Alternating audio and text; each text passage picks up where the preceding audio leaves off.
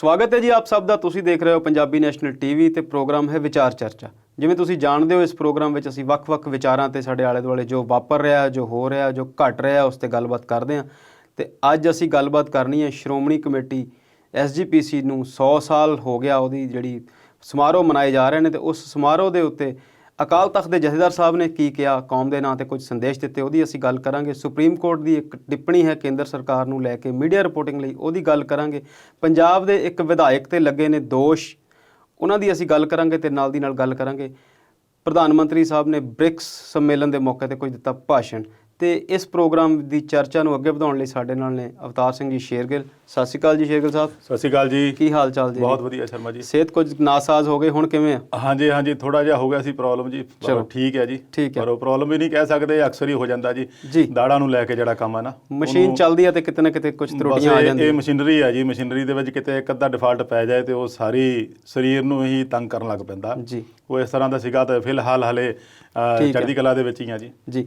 ਜਦੋਂ ਕੋਈ ਚੀਜ਼ ਖਰਾਬ ਹੁੰਦੀ ਫਿਰ ਹੀ ਪਤਾ ਲੱਗਦਾ ਕਿ ਉਹਦੀ ਇੰਪੋਰਟੈਂਸ ਕਿੰਨੀ ਹੈ। ਬਿਲਕੁਲ ਇੰਪੋਰਟੈਂਸ ਤਾਂ ਖਰਾਬ ਹੋਣ ਤੇ ਪਤਾ ਲੱਗਦਾ। ਪਹਿਲਾਂ ਆਪਾਂ ਉਹਦੇ ਵੱਲ ਧਿਆਨ ਵੀ ਨਹੀਂ ਦਿੰਦੇ, ਤਵੱਜੋ ਵੀ ਨਹੀਂ ਦਿੰਦੇ ਆਪਾਂ। ਬਿਲਕੁਲ ਕੋਈ ਨਹੀਂ ਹੁੰਦਾ ਆ, ਹੋਈ ਜਾਣ ਦੇ ਕੋਈ ਜੀ। ਤੇ ਅਸੀਂ ਗੱਲ ਕਰੀਏ ਪੰਜਾਬ ਦੇ ਅੱਜ ਦੇ ਵਿਚਾਰ ਚਰਚਾ ਦੀ ਜੀ। ਤੇ SGPC 1920 ਚ ਬਣੀ ਸੀ ਤੇ 2020 ਆ ਗਿਆ, 100 ਸਾਲ ਹੋ ਗਏ ਇਹਨੂੰ ਬਣੇ ਨੂੰ। ਅਸੀਂ ਪਿਛਲੇ ਪ੍ਰੋਗਰਾਮ 'ਚ ਵੀ ਇਹਦੇ ਗੱਲ ਕੀਤੀ ਸੀ।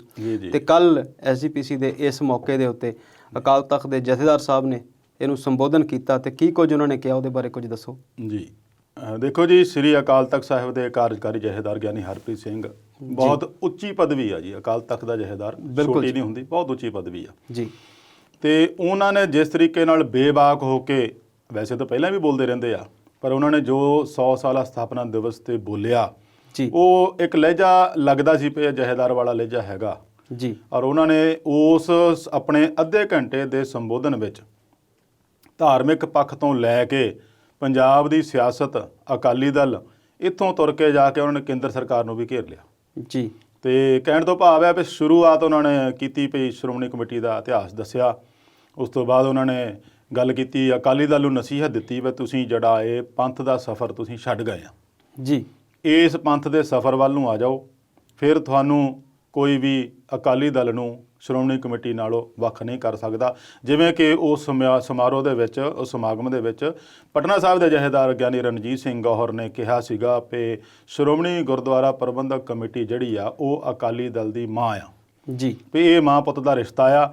ਸੋ ਇਸ ਨੂੰ ਤੋੜਨ ਦੀਆਂ ਸਾਜ਼ਿਸ਼ਾਂ ਜੋ ਸਾਰੇ ਬੁਲਾਰਿਆਂ ਨੇ ਰੱਖੀਆਂ ਸੀਗੀਆਂ, ਜੋ ਮੈਂ ਸੁਣੀਆਂ, ਉਹਨਾਂ ਨੇ ਇੱਕੋ ਹੀ ਨਿਸ਼ਾਨਾ ਰੱਖਿਆ ਸੀਗਾ ਵੀ ਸ਼੍ਰੋਮਣੀ ਕਮੇਟੀ ਨੂੰ ਤੋੜਨ ਦੀਆਂ ਸਾਜ਼ਿਸ਼ਾਂ ਹੋ ਰਹੀਆਂ, ਬਾਹਰੋਂ ਨਹੀਂ, ਸਾਡੇ ਅੰਦਰਲੇ ਹੀ ਕੁਛ ਅਨਸਰਾਂ ਜਾਂ ਤੱਤਾਂ ਵੱਲੋਂ ਇਹਨੂੰ ਤੋੜਨ ਦੀ ਸਾਜ਼ਿਸ਼ਾਂ ਕੀਤੀਆਂ ਜਾ ਰਹੀਆਂ।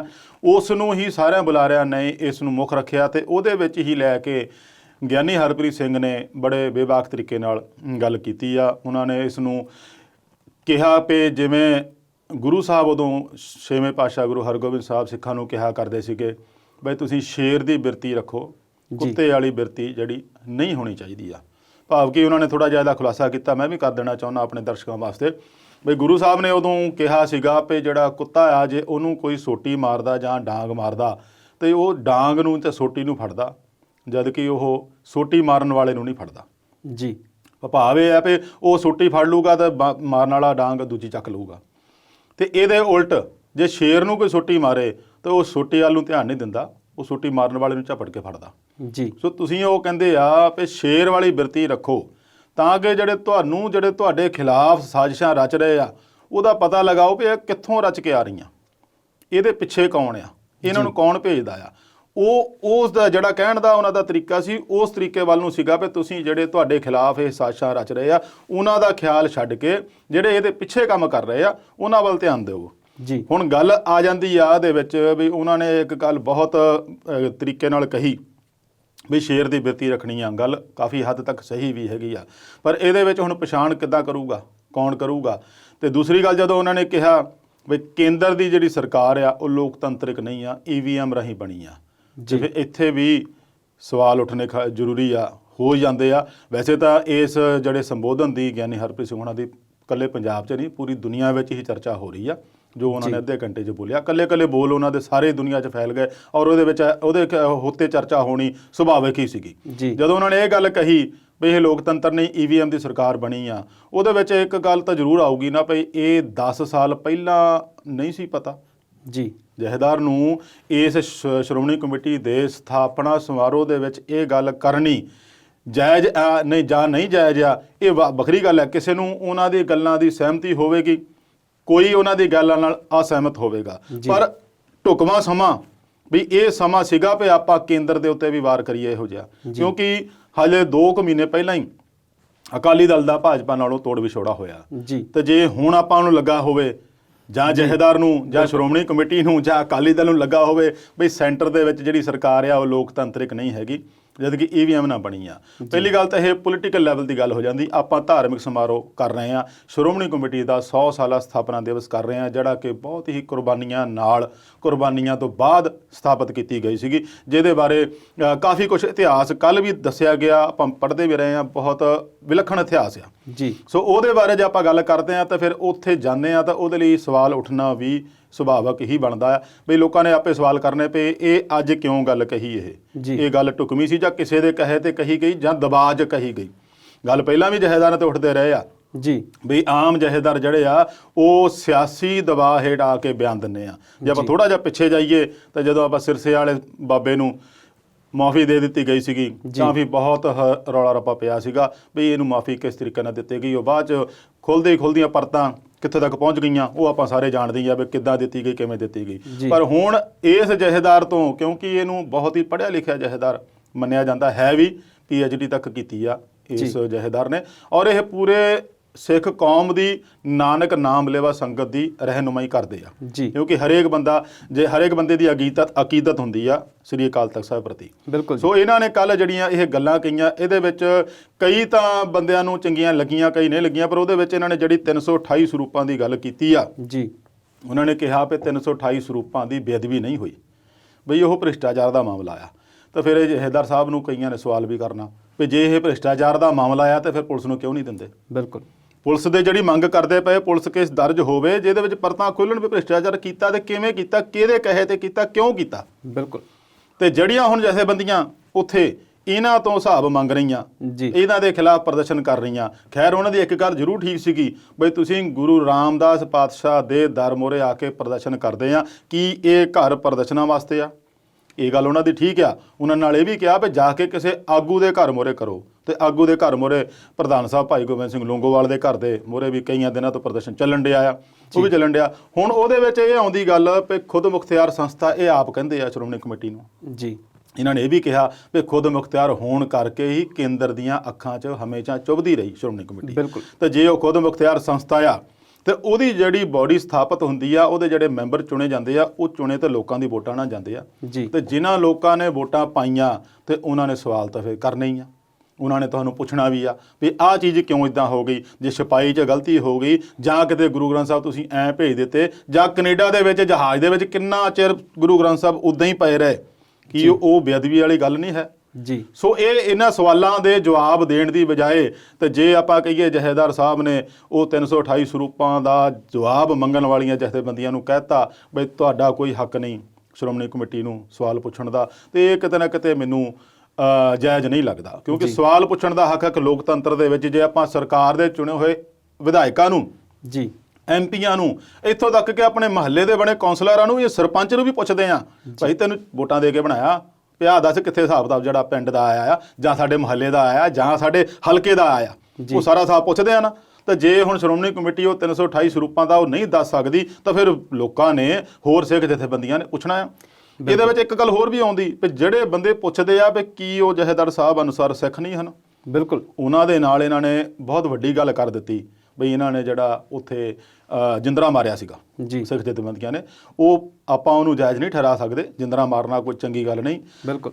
ਪਰ ਜੇ ਹੁਣ ਉਹਨਾਂ ਨੇ ਜਿੰਦਰਾ ਮਾਰ ਕੇ ਤੁਸੀਂ ਉਹਨਾਂ ਨੂੰ ਕਹੋ ਵੀ ਅੱਗੇ ਤੋਂ ਜੇ ਇਹਨਾਂ ਨੇ ਜਿੰਦਰਾ ਮਾਰਿਆ ਤਾਂ ਸ਼੍ਰੋਮਣੀ ਕਮੇਟੀ ਦੇ ਜਿਹੜੇ ਪੁੱਤਰ ਆ ਜਾਂ ਜਿਹੜੇ ਇਸ ਦੇ ਹੱਕ ਵਿੱਚ ਆ ਉਹ ਵਹੀਰਾਂ ਘੱਤ ਕੇ ਪਿੰਡਾਂ ਕਸਬਿਆਂ 'ਚ ਆ ਜਾਣ ਜੀ, ਤੇ ਆਪਾਂ ਇਹੋ ਜਿਹੀ ਟਕਰਾਅ ਵਾਲੀ ਸਥਿਤੀ ਕਿਉਂ ਪੈਦਾ ਕਰਨੀ ਆ। ਬਿਲਕੁਲ। ਆਪਾਂ ਤਾਂ ਚਾਹੁੰਦੇ ਆ ਵੀ ਸਿੱਖ ਕੌਮ ਆਪਸ ਨਾ ਲੜੇ, ਤੇ ਜੇ ਆਪਾਂ ਇਹੋ ਜਿਹੀਆਂ ਗੱਲਾਂ ਕਰਕੇ ਟਕਰਾਅ ਵਾਲੀ ਸਥਿਤੀ ਪੈਦਾ ਕਰਨੀ ਆ ਤਾਂ ਫਿਰ ਤੁਸੀਂ ਤਾਂ ਆਪ ਰਹਿਨੁਮਾਈ ਕਰਦੇ ਆ, ਸਗੋਂ ਇਹਦੇ ਵਿੱਚ ਤੁਹਾਨੂੰ ਚਾਹੀਦਾ ਸੀ ਸ਼੍ਰੋਮਣੀ ਕਮੇਟੀ ਨੂੰ ਜਵਾਬਦੇਹ ਬਣਾਉਂਦੇ ਬਿਲਕੁਲ ਉਹਨਾਂ ਨੂੰ ਕਹਿੰਦੇ ਭਾਈ ਜਿਹੜੇ ਇਹ ਮੰਗ ਕਰਦੇ ਆ ਜਾਂ ਜਿਹੜੀ ਜਾਂਚ ਕੀਤੀ ਸੀ ਭਾਈ ਈਸ਼ਰ ਸਿੰਘ ਹੁਣਾਂ ਨੇ ਉਹਦੇ ਵਿੱਚ ਜਿਹੜੇ ਜਿਹੜੇ ਬੰਦੇ ਦੋਸ਼ੀ ਪਾਏ ਗਏ ਆ ਉਹਨਾਂ ਖਿਲਾਫ ਕਾਰਵਾਈ ਕਰੋ। ਠੀਕ ਹੈ, ਸਾਡੀ ਜਿਹੜੀ ਰਵਾਇਤ ਆ ਸਾਡੇ ਸਿੱਖ ਧਰਮ ਦੇ ਵਿੱਚ ਪਰੰਪਰਾ ਇਹ ਆ ਵੀ ਜੇ ਕੋਈ ਇਹੋ ਜਿਹੀ ਗੱਲ ਕਰਦਾ ਤੇ ਉਹਨੂੰ ਅਕਾਲ ਤਖਤ ਤੇ ਪੇਸ਼ ਹੋ ਕੇ ਤਲਬ ਕਰਕੇ ਉਹਨੂੰ ਸਜ਼ਾ ਦੇ ਦਿੰਦੇ ਆ, ਉਹ ਸਜ਼ਾ ਭੁਗਤ ਲੈਂਦਾ, ਮੁਆਫੀ ਦੇ ਦਿੱਤੀ ਜਾਂਦੀ ਆ। ਮੁਆਫੀ ਸ਼ਬਦ ਜਿਹੜੇ ਸਾਡੇ ਧਰਮ ਦੇ ਵਿੱਚ ਸਭ ਤੋਂ ਵੱਡਾ ਆ, ਕਿਉਂਕਿ ਮਾਫ ਕਰਨਾ ਛੋਟੀ ਜਿਹੀ ਗੱਲ ਨਹੀਂ ਹੁੰਦੀ ਆ, ਬਹੁਤ ਵੱਡੀ ਗੱਲ ਹੁੰਦੀ ਆ। ਤੇ ਜੇ ਉਹਨੂੰ ਆਪਾਂ ਮਾਫੀ ਦੇ ਦਿੱਤੀ ਆ, ਪਰ ਉਹ ਇੱਕ ਗੱਲ ਆ ਜਾਂਦੀ ਹੈ ਗੁਰੂ ਗ੍ਰੰਥ ਸਾਹਿਬ ਦੀ। ਜੀ, ਗੁਰੂ ਗ੍ਰੰਥ ਸਾਹਿਬ ਛੋਟਾ ਮੋਟਾ ਇੱਕ ਐਵੇਂ ਦੀ ਗੱਲ ਨਹੀਂ ਹੈਗੀ। ਬਿਲਕੁਲ ਜੀ, ਜਿਹਨੂੰ ਆਪਾਂ ਹਮੇਸ਼ਾ ਹੀ ਸਾਡੇ ਇੱਕ ਗੁਰੂ ਸਾਹਿਬ ਗੁਰੂ ਗੋਬਿੰਦ ਸਿੰਘ ਜੀ ਨੇ ਸਾਨੂੰ ਕਹਿਤਾ ਸੀ ਵੀ ਅੱਗੇ ਤੋਂ ਤੁਹਾਡਾ ਗੁਰੂ ਇਹ ਆ। ਤੇ ਜੇ ਸਾਡੇ ਆਪਾਂ ਗੁਰੂ ਬਾਰੇ ਹੀ ਕਿਸੇ ਨੂੰ ਸਵਾਲ ਨਹੀਂ ਕਰ ਸਕਾਂਗੇ, ਇੱਕ ਅੱਧੀ ਬੀੜ ਦਾ ਹੋਵੇ, ਇੱਕ ਅੱਧੇ ਸਰੂਪ ਦਾ ਹੋਵੇ ਤਾਂ ਮੰਨ ਲਈਏ। ਹੁਣ ਤੁਹਾਡੇ ਪਹਿਲਾਂ 277 ਰੌਲਾ ਪੈਂਦਾ ਸੀ, ਉਸ ਤੋਂ ਵੱਧ ਕੇ 277 ਨਹੀਂ, ਇਹ ਤਾਂ 328 ਸਰੂਪ ਆ। ਹੁਣ ਉਹ 328 ਸਰੂਪਾਂ ਦੀ ਜੇ ਜਥੇਬੰਦੀਆਂ ਜਾਂ ਸਿੱਖ ਜਿਹੜੇ ਕਾਰਕੁਨ ਆ ਉਹ ਜਵਾਬ ਮੰਗਦੇ ਆ ਤਾਂ ਉਹਦਾ ਜਵਾਬ ਤਾਂ ਸ਼੍ਰੋਮਣੀ ਕਮੇਟੀ ਨੂੰ ਦੇਣਾ ਪਊਗਾ ਨਾ, ਕਿਉਂਕਿ ਲੋਕਤੰਤਰ ਦੇ ਤੌਰ ਤੇ ਉਹ ਵੀ ਇੱਕ ਵੋਟਾਂ ਦੇ ਆਧਾਰ ਤੇ ਬਣ ਕੇ ਉੱਥੇ ਨੁਮਾਇੰਦੇ ਬਣ ਕੇ ਗਏ ਆ। ਉਹ ਸਾਰੀ ਜਮਾਤ ਸਿੱਖ ਜਮਾਤ ਨੂੰ ਉਹ ਨੁਮਾਇੰਦਗੀ ਕਰਦੀ ਆ, ਤੇ ਇਹਦੇ ਵਿੱਚ ਉਹਨਾਂ ਨੂੰ ਦੱਸਣਾ ਪਊਗਾ ਜਾਂ ਇਹਦਾ ਖੁਲਾਸਾ ਕਰਨਾ ਪਊਗਾ ਵੀ ਕੀ ਕਾਰਵਾਈ ਕਰ ਰਹੇ ਆ ਜਾਂ 328 ਸਰੂਪ ਹੈ ਕਿੱਥੇ ਆ, ਉਹ ਵੀ ਦੱਸਣਾ ਪਊਗਾ ਇਹਨਾਂ ਨੂੰ। ਜੀ ਸ਼ੇਰਗਿੱਲ ਸਾਹਿਬ, ਇੱਕ ਬ੍ਰੇਕ ਦੀ ਗੱਲ ਆ ਗਈ ਆ, ਸਮੇਂ ਦੇ ਵਿੱਚ ਸਮਾਂ ਹੈਗਾ ਇੱਕ ਬ੍ਰੇਕ ਦਾ, ਤੇ ਆਪਾਂ ਇਸ ਤੋਂ ਬਾਅਦ ਵੀ ਅਸੀਂ ਚਰਚਾ ਜਾਰੀ ਰੱਖਦੇ ਹਾਂ ਕਿਉਂਕਿ ਮਸਲਾ ਬਹੁਤ ਗੰਭੀਰ ਆ। ਜੀ ਬਿਲਕੁਲ, ਮਿਲਦੇ ਹਾਂ ਜੀ ਇਸੇ ਪ੍ਰੋਗਰਾਮ ਵਿੱਚ ਇੱਕ ਬ੍ਰੇਕ ਤੋਂ ਬਾਅਦ।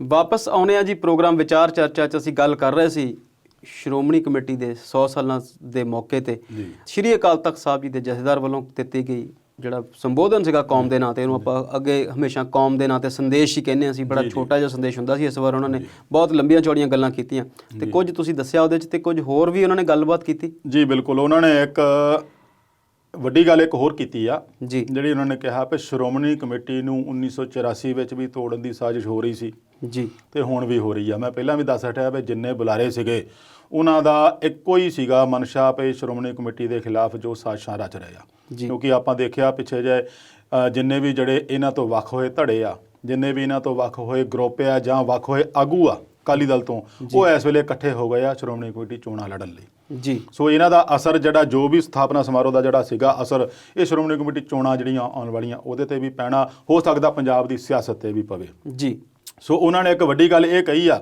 ਵੀ ਜਿਹੜੀਆਂ ਇਹ ਸਾਜ਼ਿਸ਼ਾਂ ਹੋ ਰਹੀਆਂ ਇਹ ਕਿਉਂ ਹੋ ਰਹੀਆਂ, ਕਿਉਂਕਿ ਆਪਾਂ ਸਾਰੇ ਖਿੰਡੇ ਪੁੰਡੇ ਆ। ਬਿਲਕੁਲ, ਉਹਨਾਂ ਨੇ ਨਿਰਮਲੀਏ ਸੰਤਾਂ ਨੂੰ, ਉਦਾਸੀਨ ਸੰਤਾਂ ਨੂੰ, ਵੱਖ-ਵੱਖ ਸੰਪਰਦਾਵਾਂ ਨੂੰ, ਈਵਨ ਕਿ ਦਮਦਮੀ ਟਕਸਾਲ ਤੇ ਹੋਰ ਜਥੇਬੰਦੀਆਂ ਨੂੰ ਕਿਹਾ, ਸੱਦਾ ਦਿੱਤਾ ਵੀ ਇਹਨਾਂ ਜਿਹੜੀਆਂ ਤਾਕਤਾਂ ਨੂੰ, ਸ਼੍ਰੋਮਣੀ ਕਮੇਟੀ ਨੂੰ ਤੋੜਨ ਦੀਆਂ ਸਾਜ਼ਿਸ਼ਾਂ ਵਾਲੀਆਂ ਤਾਕਤਾਂ ਨੂੰ ਭਾਂਜ ਦੇਣ ਲਈ ਵੀ ਆਪਾਂ ਇੱਕ ਪਲੇਟਫਾਰਮ ਤੇ ਇਕੱਠੇ ਹੋਈਏ। ਇਹ ਉਹਨਾਂ ਦੀ ਬਹੁਤ ਵੱਡੀ ਗੱਲ ਆ, ਕਿਉਂਕਿ ਇਹ ਇਸ ਵੇਲੇ ਲੋੜ ਆ ਵੀ ਆਪਾਂ ਨੂੰ ਜੇ ਕੋਈ ਧਾਰਮਿਕ ਪੱਖ, ਦੇਖੋ ਸਾਰਾ ਮਸਲਾ ਧਾਰਮਿਕ ਆ, ਇਹਦੇ ਤੇ ਜੇ ਆਪਾਂ ਸਿਰਫ ਇਹਨਾਂ ਦੇ ਖਿਲਾਫ ਹੀ ਗੱਲ ਕਰਾਂਗੇ ਤਾਂ ਉਹ ਵੀ ਸਹੀ ਨਹੀਂ ਹੋਊਗਾ, ਕਿਉਂਕਿ ਉਹ ਸਿੱਖ ਕੌਮ ਨਾਲ ਰਿਲੇਟਡ ਆ ਸਾਰਾ ਕੁਛ ਹੀ।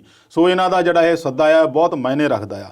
ਇਹਦੇ ਨਾਲ ਜਿਹੜਾ ਉਸ ਸਮਾਰੋਹ ਦੇ ਵਿੱਚ ਸ਼੍ਰੋਮਣੀ ਗੁਰਦੁਆਰਾ ਪ੍ਰਬੰਧਕ ਕਮੇਟੀ ਦੇ ਪ੍ਰਧਾਨ ਭਾਈ ਗੋਬਿੰਦ ਸਿੰਘ ਲੌਂਗੋਵਾਲ ਨੇ ਵੀ ਸੰਬੋਧਨ ਕੀਤਾ ਔਰ ਉਹਨਾਂ ਨੇ ਕਿਹਾ ਵੀ 100 ਸਾਲਾ ਜਿਹੜਾ ਇਹ 100 ਸਾਲਾਂ ਦਾ ਇਤਿਹਾਸ ਆ, ਇਹ ਵੱਡੀਆਂ ਪ੍ਰਾਪਤੀਆਂ ਵਾਲਾ ਰਿਹਾ ਆ।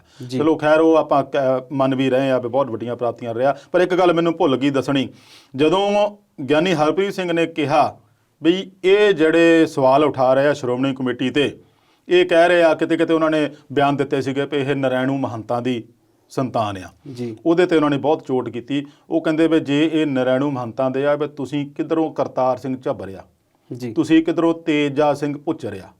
ਕਹਿਣ ਦਾ ਭਾਵ ਹੈ ਉਹਨੇ ਵੱਡੇ ਵੱਡੇ ਆਗੂਆਂ ਨਾਲ ਤੁਲਨਾ ਕੀਤੀ ਵੀ ਜੇ ਤੁਸੀਂ ਆਪਣਾ ਕਿਰਦਾਰ ਸਹੀ ਹੋਵੇ ਤਾਂ ਹੀ ਤੁਸੀਂ ਸਾਡੇ ਤੇ ਸਵਾਲ ਕਰ ਸਕਦੇ ਆ, ਜੇ ਤੁਸੀਂ ਉਸ ਕਿਰਦਾਰ ਦੇ ਨਹੀਂ ਹੈਗੇ ਤੇ ਸ਼੍ਰੋਮਣੀ ਕਮੇਟੀ ਤੇ ਸਵਾਲ ਕਰਨ ਦਾ ਤੁਹਾਨੂੰ ਕੋਈ ਫਾਇਦਾ ਨਹੀਂ, ਤੁਹਾਡਾ ਕੋਈ ਮਤਲਬ ਨਹੀਂ। ਸੋ ਇਹ ਗੱਲਾਂ ਹੋਈਆਂ ਤਾਂ ਮੈਂ ਹੁਣ ਦੁਬਾਰਾ ਆ ਰਿਹਾ ਪ੍ਰਧਾਨ ਸਾਹਿਬ ਦੇ ਉੱਤੇ। ਉਹਨਾਂ ਨੇ ਇਹਦਾ ਜਿਹੜਾ 100 ਸਾਲ ਦਾ ਇਤਿਹਾਸ ਗਣਾਇਆ, ਇਹਨਾਂ ਦੀਆਂ ਪ੍ਰਾਪਤੀਆਂ ਗਣਾਈਆਂ। ਖੈਰ ਸ਼੍ਰੋਮਣੀ ਕਮੇਟੀ ਇੱਕ ਸਰਵਉੱਚ ਸੰਸਥਾ ਆ, ਮਿੰਨੀ ਪਾਰਲੀਮੈਂਟ ਵੀ ਆ ਸਿੱਖਾਂ ਦੀ, ਔਰ ਦੂਜੀ ਇਹ ਆ ਵੀ ਇੱਕ ਸਟੇਟ ਬੋਡੀ ਆ ਪੂਰੀ, ਇੱਕ ਮੰਨਿਆ ਜਾਵੇ ਤਾਂ। ਇਹਦੇ ਨਾਲ ਉੱਥੇ ਜਿਹੜੀ 2 ਸਟੇਜਾਂ ਲੱਗੀਆਂ ਸੀਗੀਆਂ, ਇੱਕ ਧਾਰਮਿਕ ਸਟੇਜ ਸੀਗੀ ਜਿੱਥੇ ਕਿ ਸੰਤ ਮਹਾਂਪੁਰਸ਼ ਬੈਠੇ ਸੀਗੇ ਵੱਖ-ਵੱਖ ਸੰਪਰਦਾਵਾਂ ਦੇ, ਉਦਾਸੀਨ ਸੰਪਰਦਾ ਹੋ ਗਈ, ਤੁਸੀਂ ਹੋਰ ਵੀ ਵੱਖ-ਵੱਖ ਸੰਪਰਦਾਵਾਂ ਦੇ ਸੰਤ ਮਹਾਂਪੁਰਸ਼, ਜਿੱਦਾਂ ਹਰੀਆਂ ਵੇਲਾਂ ਵਾਲੇ, ਸੰਤ ਹਰਖੋਵਾਲ ਵਾਲੇ, ਦਮਦਮੀ ਟਕਸਾਲ ਦੇ ਮੁਖੀ, ਇਹ ਸਾਰੇ ਬੈਠੇ ਸੀਗੇ। ਤੇ ਇੱਕ ਪਾਸੇ ਸਟੇਜ ਲੱਗੀ ਸੀ ਉਹ ਸਿਆਸੀ ਸੀਗੀ, ਜਿਹਦੇ 'ਚ ਅਕਾਲੀ ਦਲ ਦੇ ਪ੍ਰਧਾਨ ਸੁਖਬੀਰ ਸਿੰਘ ਬਾਦਲ ਤੇ ਹੋਰ ਸਾਰੀ ਲੀਡਰਸ਼ਿਪ ਜਿਹੜੀ ਜਿੰਨੀ ਵੀ ਸਿਆਸੀ ਲੀਡਰ ਸੀਗੇ ਉਹ ਸਾਰੇ ਬੈਠੇ ਸੀਗੇ।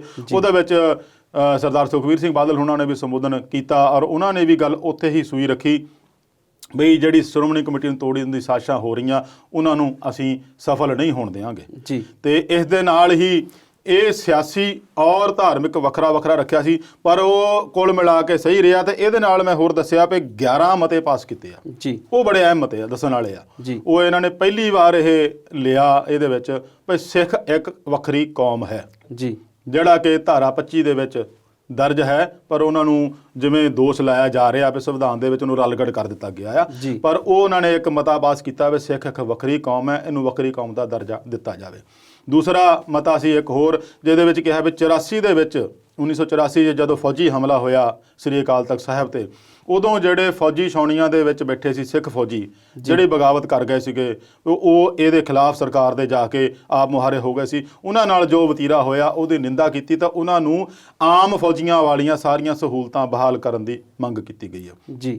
ਸੋ ਇਸ ਤਰੀਕੇ ਨਾਲ ਉਹਨਾਂ ਨੇ 11 ਮਤੇ ਪਾਸ ਕੀਤੇ ਆ ਜੋ ਵੱਖ-ਵੱਖ ਬੁਲਾਰਿਆਂ ਤੋਂ ਉਹਨਾਂ ਨੇ ਪੜਵਾਏ ਆ, ਉਹਨਾਂ ਦੇ ਰਾਹੀਂ ਉਹਨਾਂ ਨੂੰ ਇੱਕ ਜ਼ਿਕਰ ਕੀਤਾ ਇਹ। ਸੋ ਇਹ ਚੰਗਾ ਸੀ ਇੱਕ ਕਿਸਮ ਨਾਲ ਜੇ ਆਪਾਂ ਲੈਂਦੇ ਹਾਂ ਵੀ ਸਿੱਖ ਇੱਕ ਵੱਖਰੀ ਕੌਮ ਆ ਔਰ ਧਰਮੀ ਫੌਜੀਆਂ ਦੀ ਗੱਲ ਕੀਤੀ ਗਈ ਆ, ਇਹ ਵਧੀਆ ਪਹਿਲ ਆ। ਇਹਦੇ ਬਾਰੇ ਇਹਦੇ ਤਰੀਕੇ ਨਾਲ ਇਹ ਇਕੱਲਾ ਹੀ ਮਤਿਆਂ ਤੱਕ ਹੀ ਸੀਮਤ ਨਹੀਂ ਰਹਿਣਾ ਚਾਹੀਦਾ, ਇਹਨੂੰ ਅਮਲੀ ਜਾਮਾ ਵੀ ਪਹਿਨਾਉਣਾ ਚਾਹੀਦਾ। ਇਹਦੇ ਬਾਰੇ ਜਾ ਕੇ ਵੱਡੇ ਪੱਧਰ ਤੇ ਕੇਂਦਰ ਤੱਕ ਮੰਗ ਵੀ ਕੀਤੀ ਜਾਣੀ ਚਾਹੀਦੀ ਆ, ਜੋ ਸ਼੍ਰੋਮਣੀ ਕਮੇਟੀ ਦਾ ਇੱਕ ਅਧਿਕਾਰ ਵੀ ਬਣਦਾ ਆ ਔਰ ਉਹਦਾ ਇੱਕ ਫਰਜ਼ ਵੀ ਬਣਦਾ ਹੈ ਜੀ। ਸ਼ੇਰਗਿੱਲ ਸਾਹਿਬ, ਅਸੀਂ ਬੜੇ ਵਿਸਤਾਰ ਨਾਲ ਤੁਸੀਂ ਦੱਸਿਆ ਇਹਦੇ ਬਾਰੇ ਬਹੁਤ ਕੁਝ, ਤੇ ਬਿਲਕੁਲ ਤੁਸੀਂ ਦੱਸਿਆ ਕਿ ਸਰਵਉੱਚ ਸੰਸਥਾ ਦੇ ਮੁਖੀ ਜਦੋਂ ਕਿਸੇ ਗੱਲ ਨੂੰ ਕਰਦੇ ਆ ਤੇ ਉਹ ਵਿਚਾਰੀ ਵੀ ਜਾਣੀ ਆ ਤੇ ਉਹਦੇ ਵੱਖ-ਵੱਖ ਪਹਿਲੂ ਵੀ ਵਿਚਾਰੇ ਜਾਣੇ। ਆਉਣ ਵਾਲੇ ਦਿਨਾਂ ਵਿੱਚ ਇਹਦੇ ਬਾਰੇ ਵਿਦਵਾਨ ਜਾਂ ਹੋਰ ਲੋਕ ਆਪਣੀਆਂ ਟਿੱਪਣੀਆਂ ਵੀ ਦੇਣਗੇ ਜੀ। ਬਿਲਕੁਲ। ਅਸੀਂ ਇਸ ਤੋਂ ਅਗਲੀ ਖਬਰ ਵੱਲ ਚੱਲੀਏ ਤੇ 25, 26 ਤੇ 27 ਤਰੀਕ ਨੂੰ ਦਿੱਲੀ ਦੇ ਵਿੱਚ ਕਿਸਾਨ ਅੰਦੋਲਨ ਨੇ ਇੱਕ ਰੱਖੀ ਹੋਈ ਆ ਪ੍ਰੋਗਰਾਮ, ਉੱਥੇ ਦਿੱਲੀ ਜਾਣ ਦਾ ਉਲੀਕਿਆ ਹੋਇਆ ਤੇ ਉਹਦੇ ਸਬੰਧ 'ਚ ਹੁਣ ਖਬਰ ਇਹ ਆ ਰਹੀ ਆ ਕਿ ਦਿੱਲੀ ਪੁਲਿਸ ਨੇ ਉਹਨਾਂ ਨੂੰ ਰੈਲੀ ਕਰਨ ਦੀ ਜਿਹੜੀ ਇਜਾਜ਼ਤ ਆ ਉਹ ਨਹੀਂ ਦਿੱਤੀ ਜੀ। ਇਹ ਕੀ ਘਟਨਾ ਹੈ ਜੀ? ਦੇਖੋ ਜੀ, ਦਿੱਲੀ ਪੁਲਿਸ ਜਿਹੜੀ ਆ ਉਹ ਕੇਂਦਰ ਸਰਕਾਰ ਦੇ ਅਧੀਨ ਆ ਜੀ।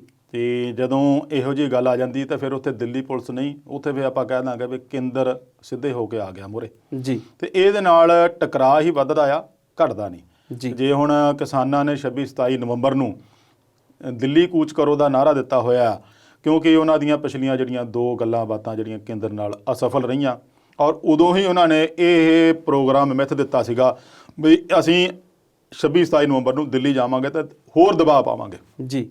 ਉਹਦੇ ਲਈ ਇਹਨਾਂ ਨੇ ਉੱਥੇ ਜੰਤਰ ਮੰਤਰ ਵਿਖੇ ਜਾਂ ਹੋਰ ਰਾਮਲੀਲਾ ਗਰਾਊਂਡ ਦੇ ਵਿੱਚ ਉੱਥੇ ਇਹਨਾਂ ਨੇ ਰੈਲੀ ਲਈ ਇਜਾਜ਼ਤ ਮੰਗੀ ਸੀ, ਜਿਹਨੂੰ ਕਿ ਦਿੱਲੀ ਪੁਲਿਸ ਨੇ ਨਾ ਕਰ ਦਿੱਤੀ ਆ। ਉਹਨਾਂ ਦਾ ਇਹ ਬਹਾਨਾ ਕਹਿ ਲਈਏ ਜਾਂ ਉਹਨਾਂ ਨੂੰ ਇੱਕ ਟਰਕਾਉਣ ਦਾ ਤਰੀਕਾ ਕਹਿ ਲਈਏ, ਉਹ ਕਹਿੰਦੇ ਜੀ 15 ਨਵੰਬਰ ਤੋਂ 27 ਨਵੰਬਰ ਤੱਕ ਜੀ ਉੱਥੇ ਹਰ ਤਰ੍ਹਾਂ ਦੇ ਇਕੱਠ ਤੇ ਰੋਕ ਲਾਈ ਹੋਈ ਆ।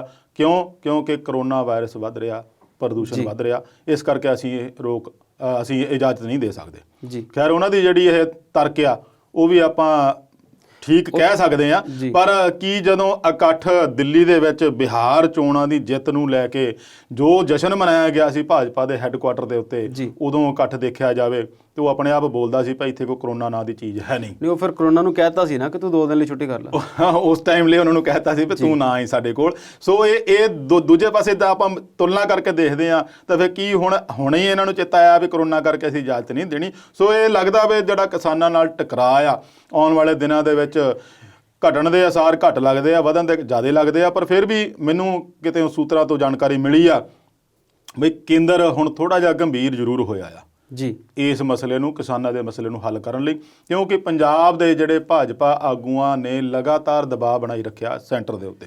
ਹਾਲਾਂਕਿ ਕੇਂਦਰ ਦਾ ਆਪਣਾ ਮਨਸ਼ਾ ਹੈ ਨਹੀਂ ਵੀ ਅਸੀਂ ਇਹ ਕਾਨੂੰਨ ਵਾਪਸ ਲੈਣੇ, ਔਰ ਕਾਨੂੰਨ ਮੇਰੇ ਲੱਗਦਾ ਨਹੀਂ ਵੀ ਕਿਸੇ ਹੱਦ ਤੱਕ ਵਾਪਸ ਵੀ ਲੈਣਗੇ, ਪਰ ਉਹਨਾਂ ਨੂੰ ਇਹ ਲੱਗਦਾ ਵੀ ਜੋ ਮੈਂ ਸੁਣਿਆ ਬਈ ਆਪਾਂ ਇਹਨੂੰ MSP ਔਰ ਜਿਹੜਾ ਮੰਡੀਕਰਨ ਦਾ ਜੋ ਕਿਸਾਨਾਂ ਦਾ 2 ਮੁੱਖ ਮੁੱਦੇ ਆ, ਇਹਨੂੰ ਜੇ ਗਰੰਟੀ ਦੇ ਕੇ ਕਿਸਾਨ ਸ਼ਾਂਤ ਹੁੰਦੇ ਆ ਤਾਂ ਫਿਰ ਇਹਦੇ ਨਾਲ ਦੀ ਰੀਸ ਕੋਈ ਨਹੀਂ। ਔਰ ਕਿਸਾਨਾਂ ਦੀ ਵੀ ਵੱਡੀ ਮੰਗਾਂ 2 ਇਹੀ ਆ ਵੀ ਸਾਨੂੰ MSP ਦੀ ਗਰੰਟੀ ਦੇ ਦਿਓ, ਨਾਲ ਮੰਡੀਕਰਨ ਦੀ ਗਰੰਟੀ ਦੇ ਦਿਓ, ਤਾਂ ਅਸੀਂ ਫਿਰ ਆਪਣਾ ਅੰਦੋਲਨ ਵਾਪਸ ਲੈ ਲਾਂਗੇ। ਔਰ ਉਹ ਜਾਇਜ਼ ਵੀ ਲੱਗਦਾ ਹੈ, ਕਿਉਂਕਿ ਬਾਕੀ ਜੋ ਕੰਮ ਹੈ ਜੋ ਹੁੰਦਾ ਰਹੂਗਾ, ਜੋ ਵੀ ਉਹਨਾਂ ਨੇ ਕੀਤਾ ਕਾਨੂੰਨ ਦੇ ਵਿੱਚ। ਜਦੋਂ ਇਹ ਕਾਨੂੰਨ ਦੇ ਵਿੱਚ ਇਹ ਗੱਲ ਦੋਨੇ ਵੜ ਗਈਆਂ, ਫਿਰ ਰਹਿੰਦੀ ਦੁਨੀਆ ਤੱਕ ਕੋਈ ਵੀ ਸਰਕਾਰ ਆ ਜਾਏ ਉਹ ਇਹਨੂੰ ਤੋੜ ਨਹੀਂ ਸਕੇ ਕੋਈ। ਆਪਾਂ ਪਹਿਲਾਂ ਵੀ ਕਈ ਵਾਰੀ ਕਿਹਾ ਵੀ ਮੋਦੀ ਸਾਹਿਬ ਪ੍ਰਧਾਨ ਮੰਤਰੀ ਜਿਹੜੇ ਸਾਡੇ ਆ, ਉਹ ਹਮੇਸ਼ਾ ਕਹਿੰਦੇ ਆਏ ਆ भाई 70 साल से जो काम कांग्रेस ने नहीं किया वो हमने कर दिखाया जी। तो फिर ये भी तो काम 70 साल तो कांग्रेस ने नहीं किया, ये भी कर दिखाओ जी। ਤੁਹਾਡੇ ਖਾਤੇ ਜਾਣਾ, ਤੁਹਾਨੂੰ ਸਿਹਰਾ ਜਾਣਾ ਇਹ ਵੀ 70 ਸਾਲ ਤੋਂ ਕਾਂਗਰਸ ਨੇ ਨਹੀਂ ਕਿਸਾਨਾਂ ਦੀ ਬਾਹ ਫੜੀ, ਤੁਸੀਂ ਫੜ ਲਈ।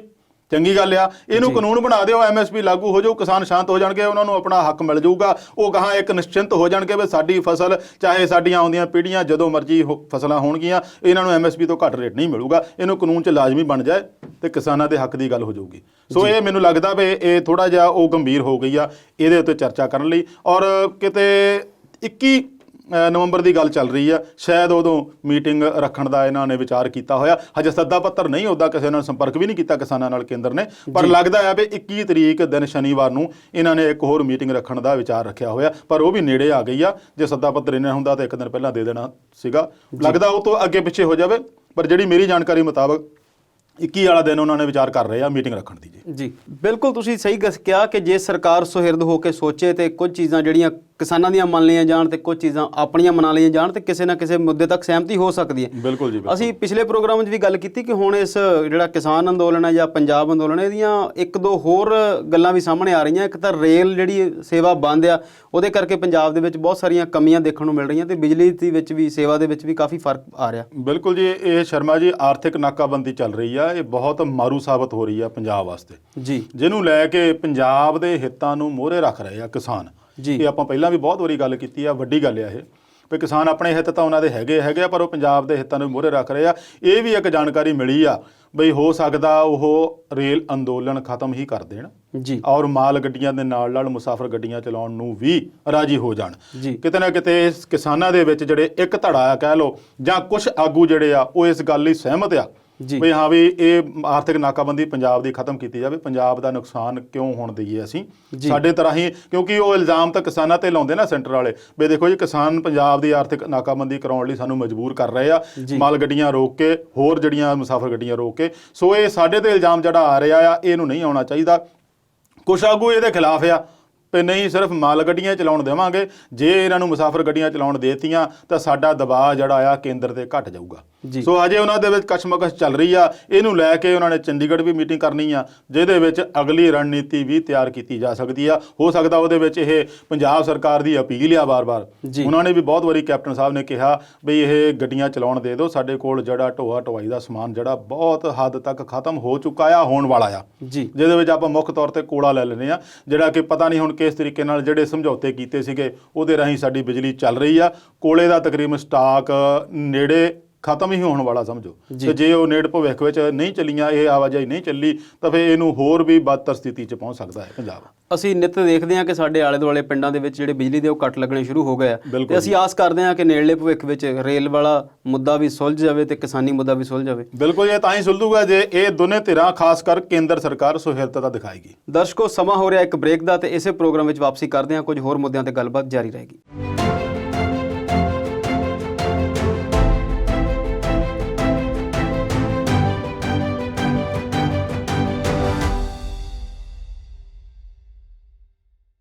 ਸਵਾਗਤ ਹੈ ਜੀ ਇੱਕ ਵਾਰ ਫਿਰ ਤੋਂ ਤੁਹਾਡਾ ਸਭ ਦਾ। ਤੁਸੀਂ ਦੇਖ ਰਹੇ ਹੋ ਪ੍ਰੋਗਰਾਮ ਵਿਚਾਰ ਚਰਚਾ, ਤੇ ਇਸ ਪ੍ਰੋਗਰਾਮ ਵਿੱਚ ਸਾਡੇ ਨਾਲ ਗੱਲਬਾਤ ਵਿੱਚ ਹਿੱਸਾ ਲੈ ਰਹੇ ਹਾਂ ਸਰਦਾਰ ਅਵਤਾਰ ਸਿੰਘ ਜੀ ਸ਼ੇਰਗਿੱਲ। ਸ਼ੇਰਗਿੱਲ ਸਾਹਿਬ, ਅਸੀਂ ਗੱਲ ਕਰਦੇ ਸੀਗੇ ਕਿਸਾਨਾਂ ਦੇ ਤੇ ਕੇਂਦਰ ਸਰਕਾਰ ਦੇ ਟਕਰਾਅ ਦੀ, ਤੇ ਇੱਕ ਸੁਪਰੀਮ ਕੋਰਟ ਨੇ ਇੱਕ ਹੋਰ ਟਿੱਪਣੀ ਕੀਤੀ ਹੈ ਕਿਸੇ ਹੋਰ ਕੇਸ ਦੇ ਵਿੱਚ, ਉਹ ਕੀ ਆ? ਸੁਪਰੀਮ ਕੋਰਟ ਨੇ ਬਹੁਤ ਹੀ ਅਹਿਮ ਟਿੱਪਣੀ ਕਰ ਦਿੱਤੀ ਆ ਜੀ। ਉਹਨਾਂ ਦਾ ਕਹਿਣਾ ਆ, ਉਹ ਜਸਟਿਸ ਚੰਦਰਚੂੜ ਆ, ਮੈਂ ਪਹਿਲਾਂ ਵੀ ਗੱਲ ਕਰਦੇ ਸੀ, ਬੜੇ ਉਹ ਮਨੁੱਖੀ ਹੱਕਾਂ ਬਾਰੇ ਦੇ ਹਾਮੀ ਰਹੇ ਆ, ਬਹੁਤ ਪੜ੍ਹਦੇ ਸੀ ਉਹ, ਤੇ ਉਹਨਾਂ ਨੇ ਕਿਹਾ ਵੀ ਕਿਸੇ ਵੀ ਹਾਈ ਕੋਰਟ ਨੂੰ ਕੇਂਦਰ ਦੇ ਕਿਸੇ ਵੀ ਕਾਨੂੰਨ ਨੂੰ ਰੱਦ ਕਰਨ ਦੇ ਪੂਰੇ ਅਧਿਕਾਰ ਆ ਜੀ।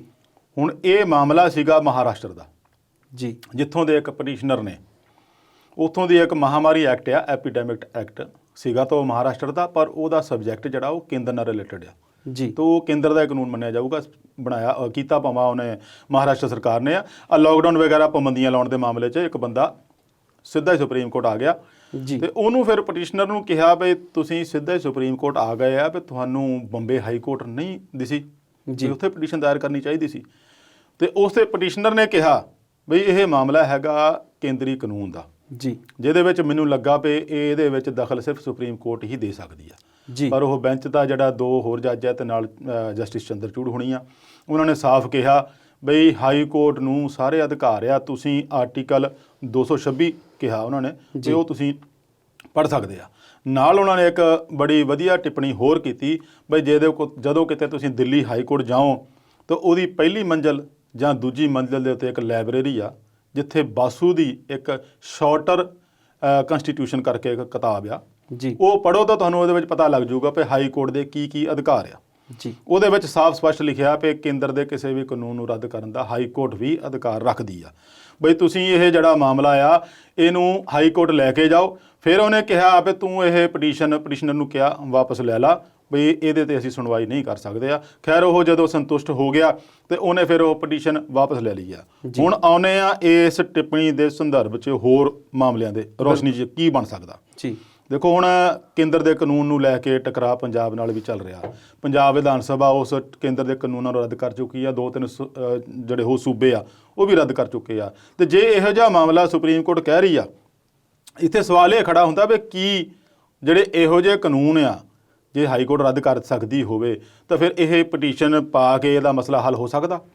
ਇਹ ਵੀ ਵੱਡਾ ਸਵਾਲ ਹੈ ਖੜਾ ਹੁੰਦਾ ਆ, ਕਿਉਂਕਿ ਸੁਪਰੀਮ ਕੋਰਟ ਨੇ ਜੇ ਉਹ ਗੱਲ ਕੀਤੀ ਹੋਣੀ ਤਾਂ ਫਿਰ ਉਹਨੂੰ ਓਵਰਆਲ ਕੀਤੀ ਹੋਣੀ ਹੈ, ਇੱਕ ਇਕੱਲੇ ਮਾਮਲੇ 'ਚ ਨਹੀਂ। ਉਹਨਾਂ ਨੇ ਸਾਫ਼ ਕਿਹਾ ਵੀ ਕਿਸੇ ਵੀ ਕੇਂਦਰ ਦੇ ਕਾਨੂੰਨ ਨੂੰ ਹਾਈ ਕੋਰਟ ਰੱਦ ਕਰ ਸਕਦਾ ਹੈ। ਸੋ ਆਉਣ ਵਾਲੇ ਸਮੇਂ ਦੇ ਵਿੱਚ ਇਸ ਟਿੱਪਣੀ ਦੇ ਬਹੁਤ ਮਹੱਤਵਪੂਰਨ ਪਹਿਲੂ ਬਣਨੇ ਆ ਜੀ, ਔਰ ਇਹਦੇ ਉੱਤੇ ਹੋਰ ਵੀ ਚਰਚਾਵਾਂ ਹੋਣਗੀਆਂ ਵੀ ਇਹ ਜਿਹੜਾ ਟਿੱਪਣੀ ਆ ਇਹ ਕਿੱਧਰ ਨੂੰ ਜਾਂਦੀ ਆ ਔਰ ਕਿਹੜੇ ਮਸਲੇ ਤੇ ਜਿਹੜੇ ਕੋਈ ਕਾਨੂੰਨ ਸੰਵਿਧਾਨ ਦੇ ਨਾਲ ਟਕਰਾਅ ਕਰਦੇ ਆ ਉਹਨੂੰ ਜਾਂ ਸਿੱਧੇ ਜਿਹੜੇ ਕਾਨੂੰਨ ਬਣਾਏ ਆ ਉਹਨੂੰ ਰੱਦ ਕਰ ਸਕਦੀ ਆ। ਇਹ ਘੋਖ ਪੜਚੋਲ ਵਾਲੀ ਗੱਲ ਅੱਗੇ ਤੋਂ ਚੱਲ ਪਊਗੀ ਜੀ। ਜੀ, ਇਸ ਟਿੱਪਣੀ ਦੇ ਉੱਤੇ ਆਉਣ ਵਾਲੇ ਸਮੇਂ ਵਿੱਚ ਕੀ ਹੁੰਦਾ ਆ, ਕਿਵੇਂ ਦੀ ਇੱਥੇ ਬਹਿਸ ਹੁੰਦੀ ਹੈ ਤੇ ਕਿਵੇਂ ਦੇ ਤੱਥ ਸਾਹਮਣੇ ਆਉਂਦੇ ਆ, ਇਹਨੂੰ ਆਪਾਂ ਬਾਅਦ ਵਿੱਚ ਦੇਖਦੇ ਹਾਂ। ਬਿਲਕੁਲ ਜੀ। ਤੇ ਹਾਲੇ ਇੱਕ ਸੁਪਰੀਮ ਕੋਰਟ ਦੀ ਹੋਰ ਇੱਕ ਕੇਸ ਦੇ ਵਿੱਚ ਇੱਕ ਟਿੱਪਣੀ ਆਈ ਆ, ਉਹ ਕੀ ਸੀਗੀ ਜੀ? ਮੀਡੀਆ ਰਿਪੋਰਟ ਦੇ ਸੰਬੰਧ 'ਚ ਤੁਸੀਂ ਕੋਈ ਗੱਲ ਜੀ ਬਿਲਕੁਲ, ਇਹ ਤੁਹਾਨੂੰ ਯਾਦ ਹੋਊਗਾ ਜੀ ਜਦੋਂ ਕਿ ਕਰੋਨਾ ਸ਼ੁਰੂ ਹੀ ਹੋਇਆ ਸੀਗਾ ਜੀ, ਉਦੋਂ ਤਬਲੀਗੀ ਜਮਾਤ ਦਾ ਉੱਥੇ ਬਹੁਤ ਵੱਡਾ ਇੱਕ ਜਮਾਤ ਹੋਈ ਸੀਗੀ, ਬਹੁਤ ਵੱਡਾ ਇਕੱਠ ਹੁੰਦਾ ਉਹਨਾਂ ਦਾ ਜੀ, ਮੁਸਲਿਮ ਭਾਈਚਾਰੇ ਜਿਹੜਾ ਤਬਲੀਗੀ ਵਾਲੇ, ਤੇ ਉਹਨੂੰ ਲੈ ਕੇ ਮੀਡੀਆ ਦੇ ਵਿੱਚ ਜਿਸ ਤਰੀਕੇ ਨਾਲ ਰਿਪੋਰਟਿੰਗ ਹੋਈ ਸੀਗੀ